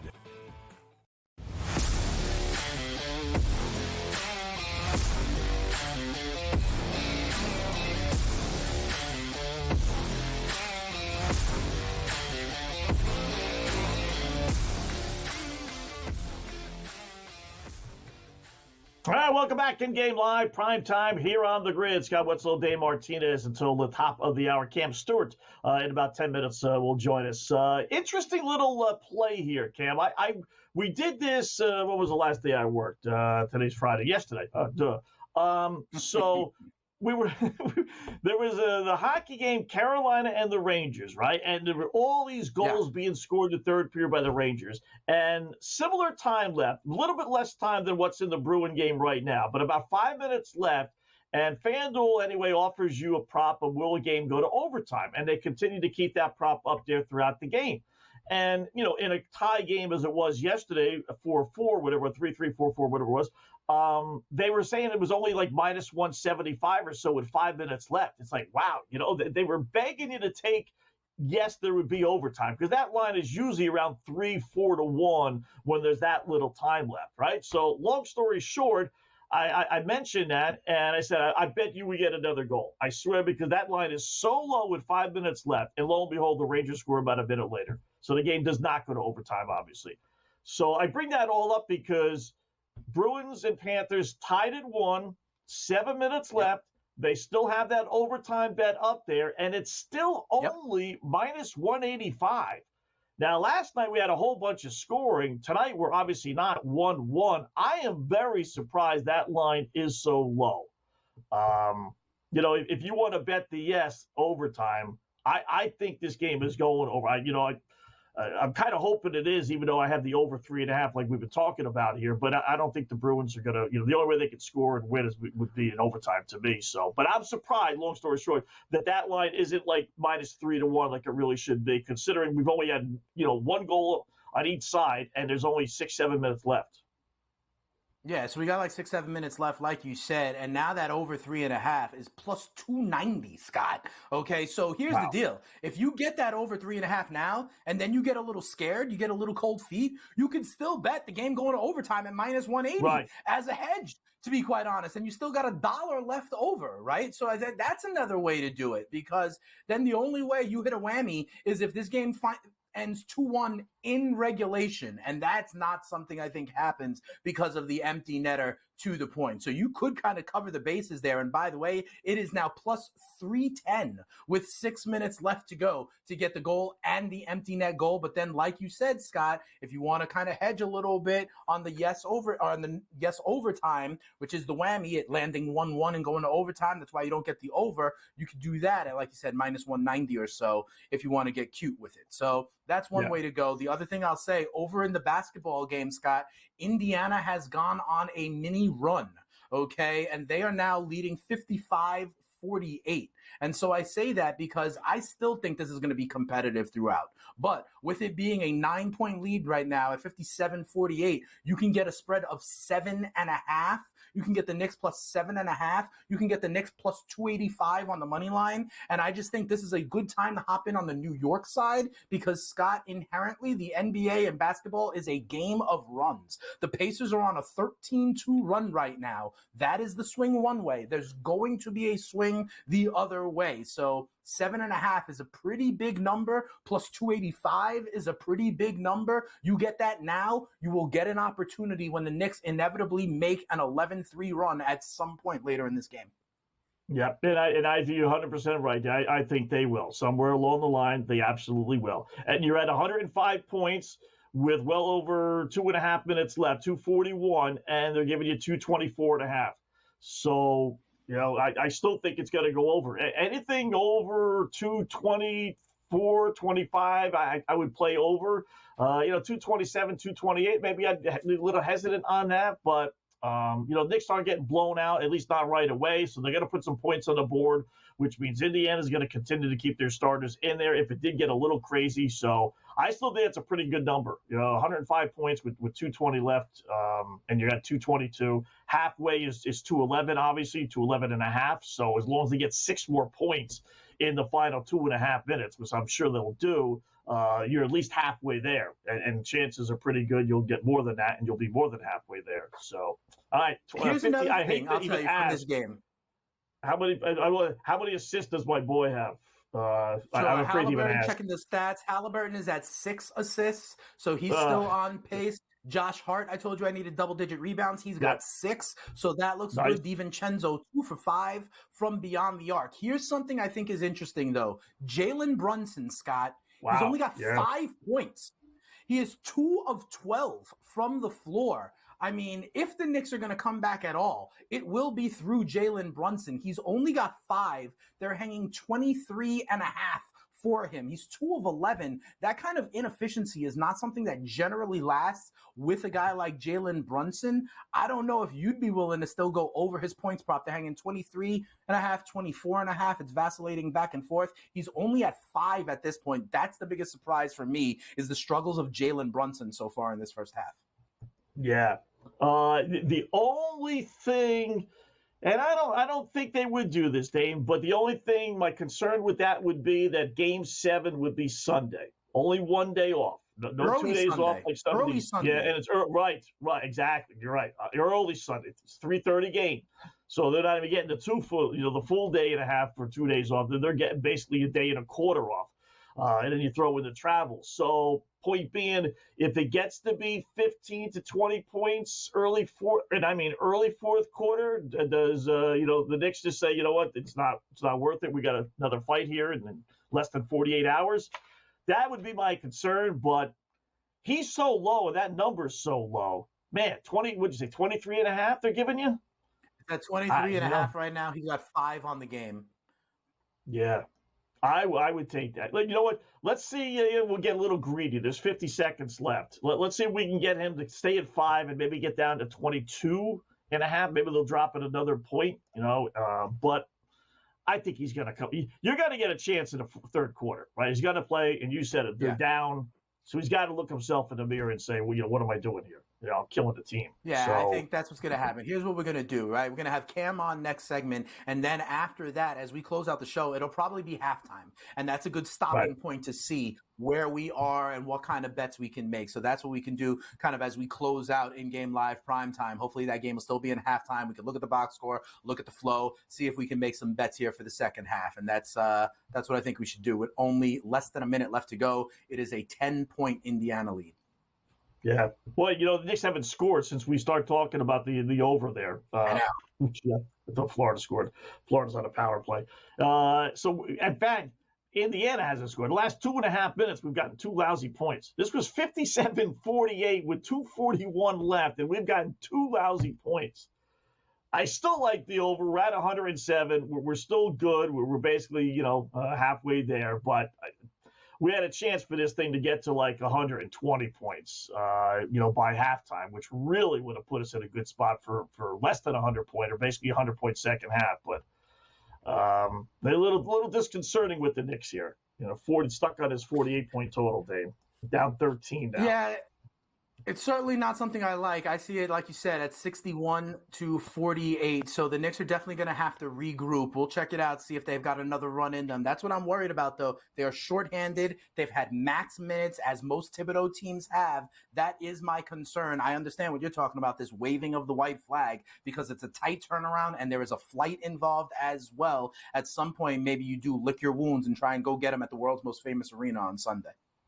Yeah, and I hate that approach for an NBA play. These guys, it used to be you'd play back-to-back nights, for goodness sakes, let alone have, 2 days off sometimes and have to wave the white flag because you're playing the tomorrow night. But, they have enough time where you really shouldn't wave the white flag. But it's a possibility. It really is. So let's hope not. We haven't had that many great NBA, postseason NHL, as usual, great games. Postseason NBA, as usual, a lot of clunkers. So, and that's 61-51 final couple seconds. All right, we're at the 112. That's not too bad. In-game live, primetime continues. Cam Stewart joins us next. We'll get some golf and some Prickner stuff from him.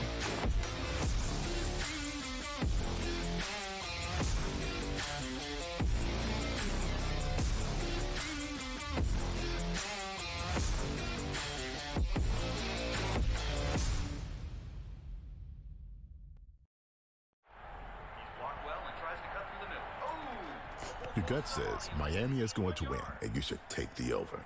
Your gut also said your NFT selfies would only go up in value. They didn't. But your head is on SportsGrid and knows the QB is in concussion protocol. The backup has a 45 QBR against the zone coverage. The New York D has the most sacks in the league. So yeah, trust your head. It's smarter to be on SportsGrid. A lot of books. And outside of the New York area, the Canes are actually favored in Game 1 of this series. I'm seeing it right now. I'm looking. I see a -115 Canes, Rangers -105. I like the 6 and 7 games prop, like I took with Boston, Toronto, which we now know is going to cash. I think it's got a chance to go the distance. It's going to be a long, tough, close series. Sports Rage Late Night, only on SportsGrid. The Cam Rising stuff last year with Utah, 3 months of pretending he was questionable with a torn ACL, ridiculous. It's a lot of gray right now when it comes to this stuff, and we really are. When people say we're in like the second or third inning of sports betting, that's why I agree, because there's so many of those situations that are very, very difficult to explain to a novice. Game time decisions, only on SportsGrid. A surprise winner on the PGA Tour. Taylor Pendrith ends up winning his first PGA Tour win. He was pretty darn lucky to win. Ben Coles should have won that tournament. Also seeking his first PGA Tour victory, he went into the 18th hole, the easiest hole on the golf course, with a one-shot lead, and he was there in 2, just less than 30 feet from the cup. Newswire, only on SportsGrid.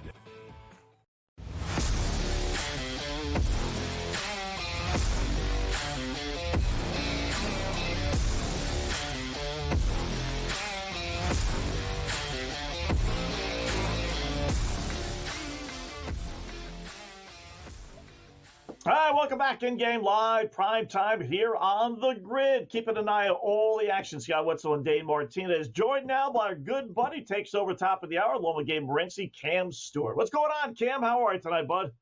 Scott, remember I told you about my new theory with the NBA? Yes. The old race to 10? It's 11-9 You Pacers. We'll take it. Just like the Timberwolves that are down 8-0. I'm telling you, I don't have time to waste watching 3.5 hours of heartbreak. I like these early bets now, Dane.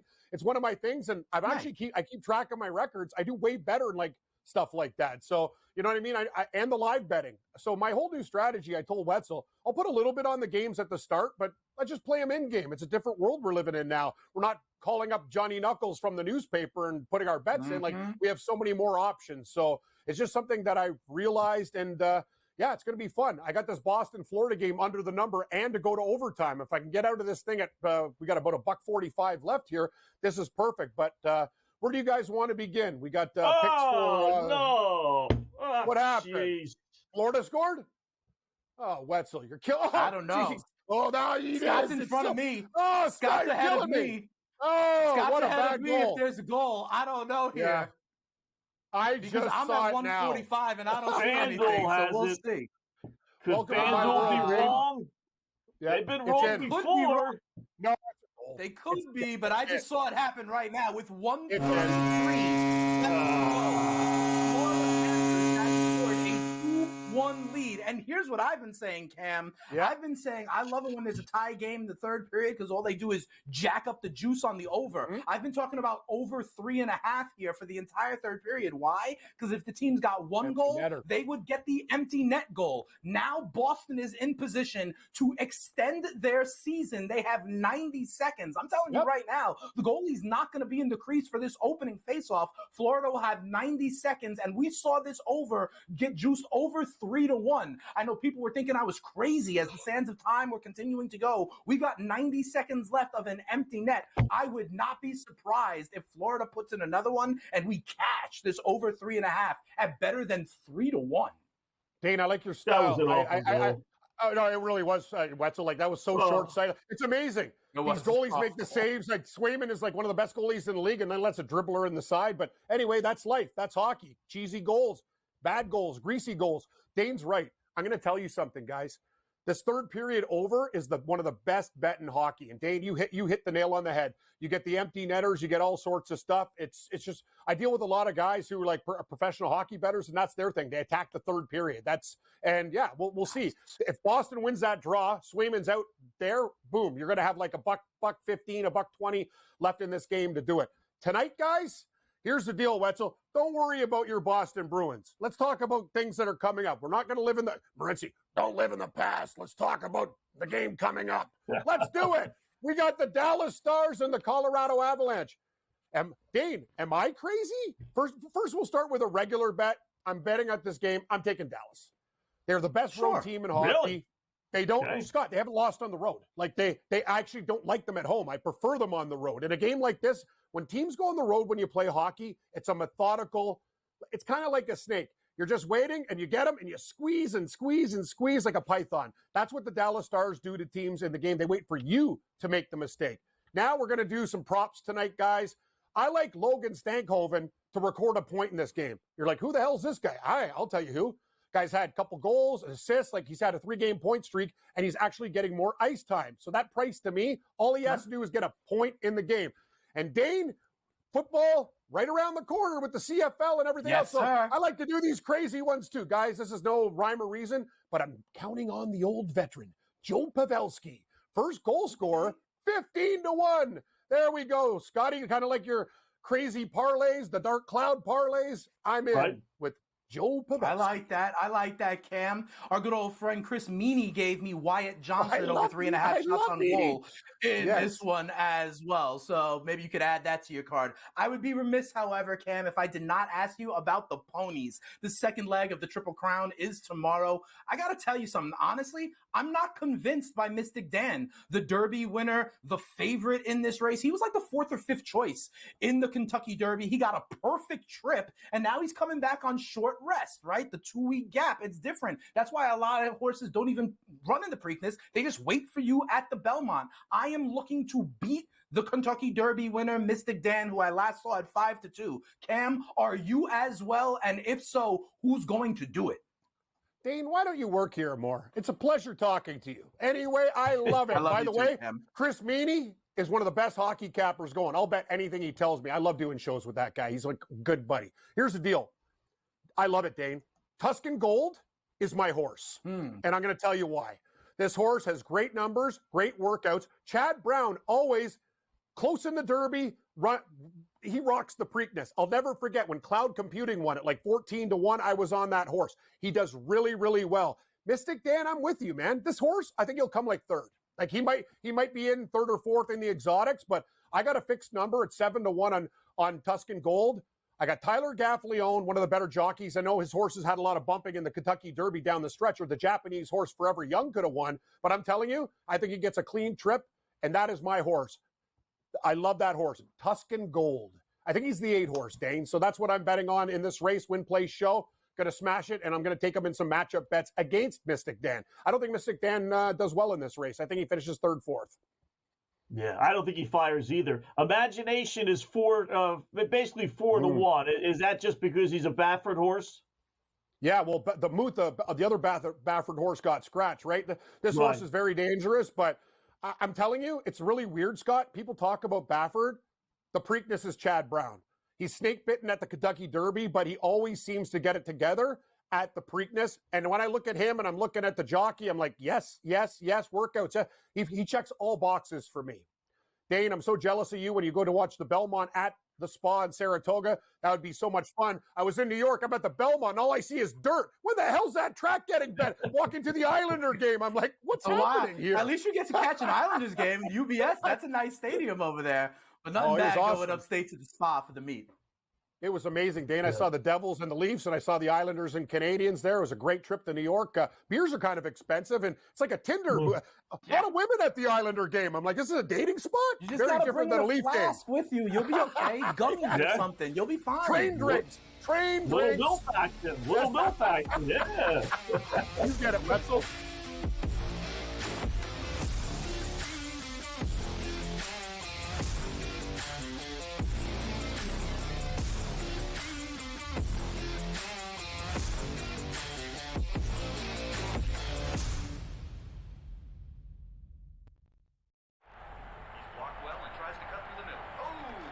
Your gut says Miami is going to win, and you should take the over.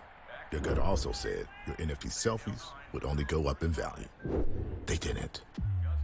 But your head is on SportsGrid and knows the QB is in concussion protocol. The backup has a 45 QBR against the zone coverage.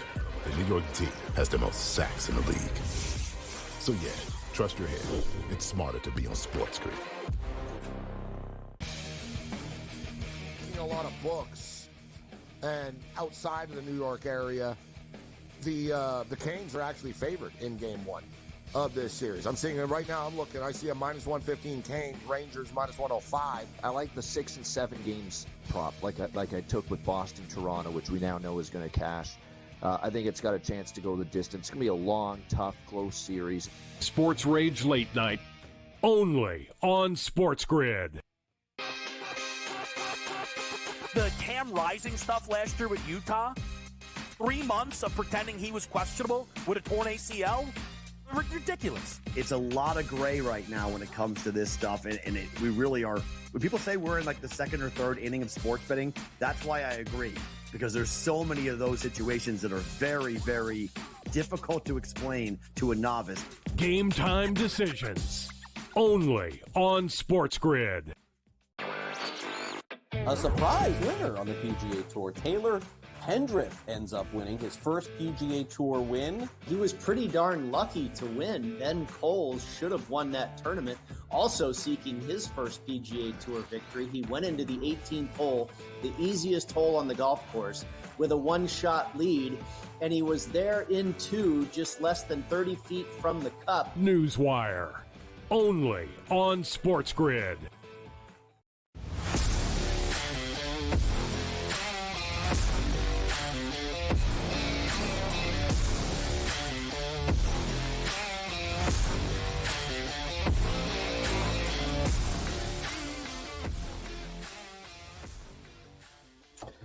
All right, welcome back. In-game live, prime time. Boy, I'm glad this is the last segment. I'm not glad this last segment, but I'm glad the Bruins game started when they did and not maybe a half hour later or I don't know what I'm saying. I'm just so depressed. My season's over, Dane. It's over. It's over.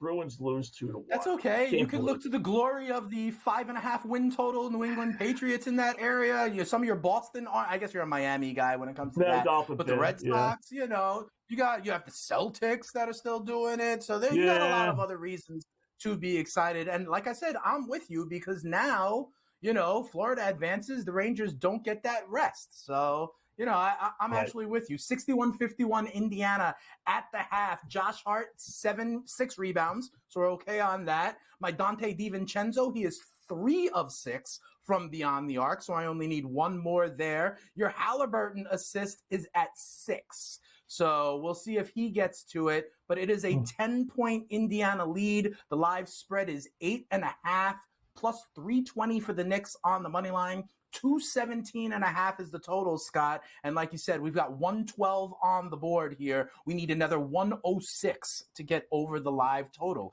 Is this a big enough gap for you? What do you think is going to happen here in the second half? I'm hoping the Knicks make a little bit of a run just to keep it competitive and keep the points coming. I'm looking pretty good with Indiana on my same game parlay. Looking pretty good with the over.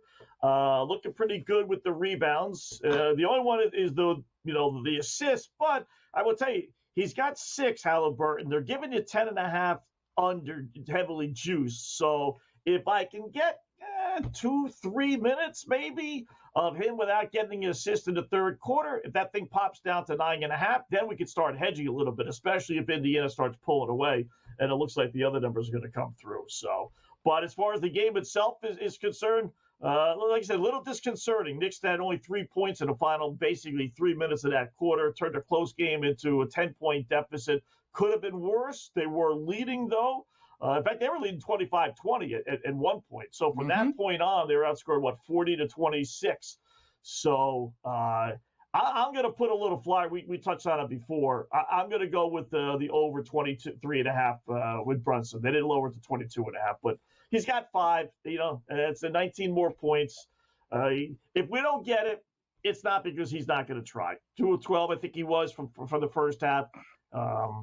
He's going to chuck him up there second half. So hopefully he makes a couple of shots and gets into the flow of it. Yeah, volume's there. The volume is there. He has the most attempts of anybody on the Knicks. He's just 2 of 13. DiVincenzo is second. He's 6 of 10 from the floor, 3 from three-point land. So we like that. So you're right. The volume is there. It's just about him shooting a better clip. If the Knicks are going to come back, it is going to be through Jalen Brunson. So I agree with that. The usage is there. The only thing is he's only at 5. Remember, he is milking that foot injury, so maybe he's just not right, and I'm a little bit worried about that, cutting the losses, playing Sunday afternoon early in what could be a potential Game 7 to advance to the Boston Celtics. That's going to be a tough one, to be honest. This is a big-time second half for the Knicks. Either they got to come on back and get this win or start to decide that discretion is the better part of valor and turn their attention into Sunday. Yep. Toronto ended up losing that game of 4-3. So not only did the 4.5, total go over, 5.5, 6.5, if you even got it at that, went over. I don't know how close they actually came to winning the game, but 4-3 Tampa Bay. So second hockey game does get underway, top of the hour. So Colorado, basically pick up a couple more points in their favor, minus 118, Dallas 102. We heard Cam, he likes Dallas in this one. What about you, Gabe?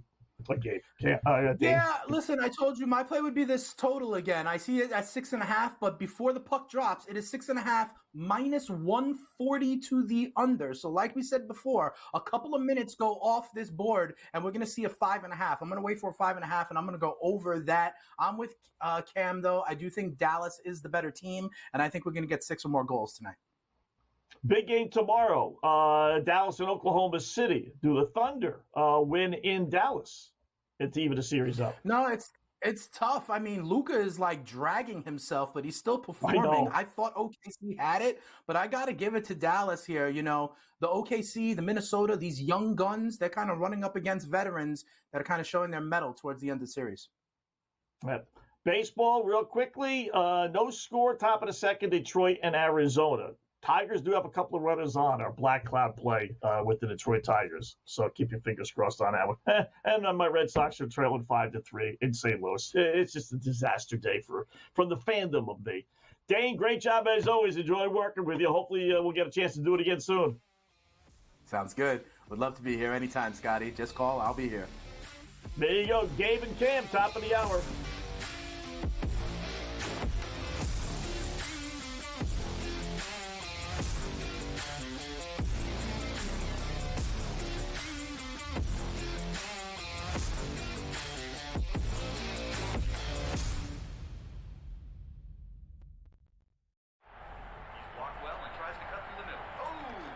Your gut says Miami is going to win, and you should take the over. Your gut also said your NFT selfies would only go up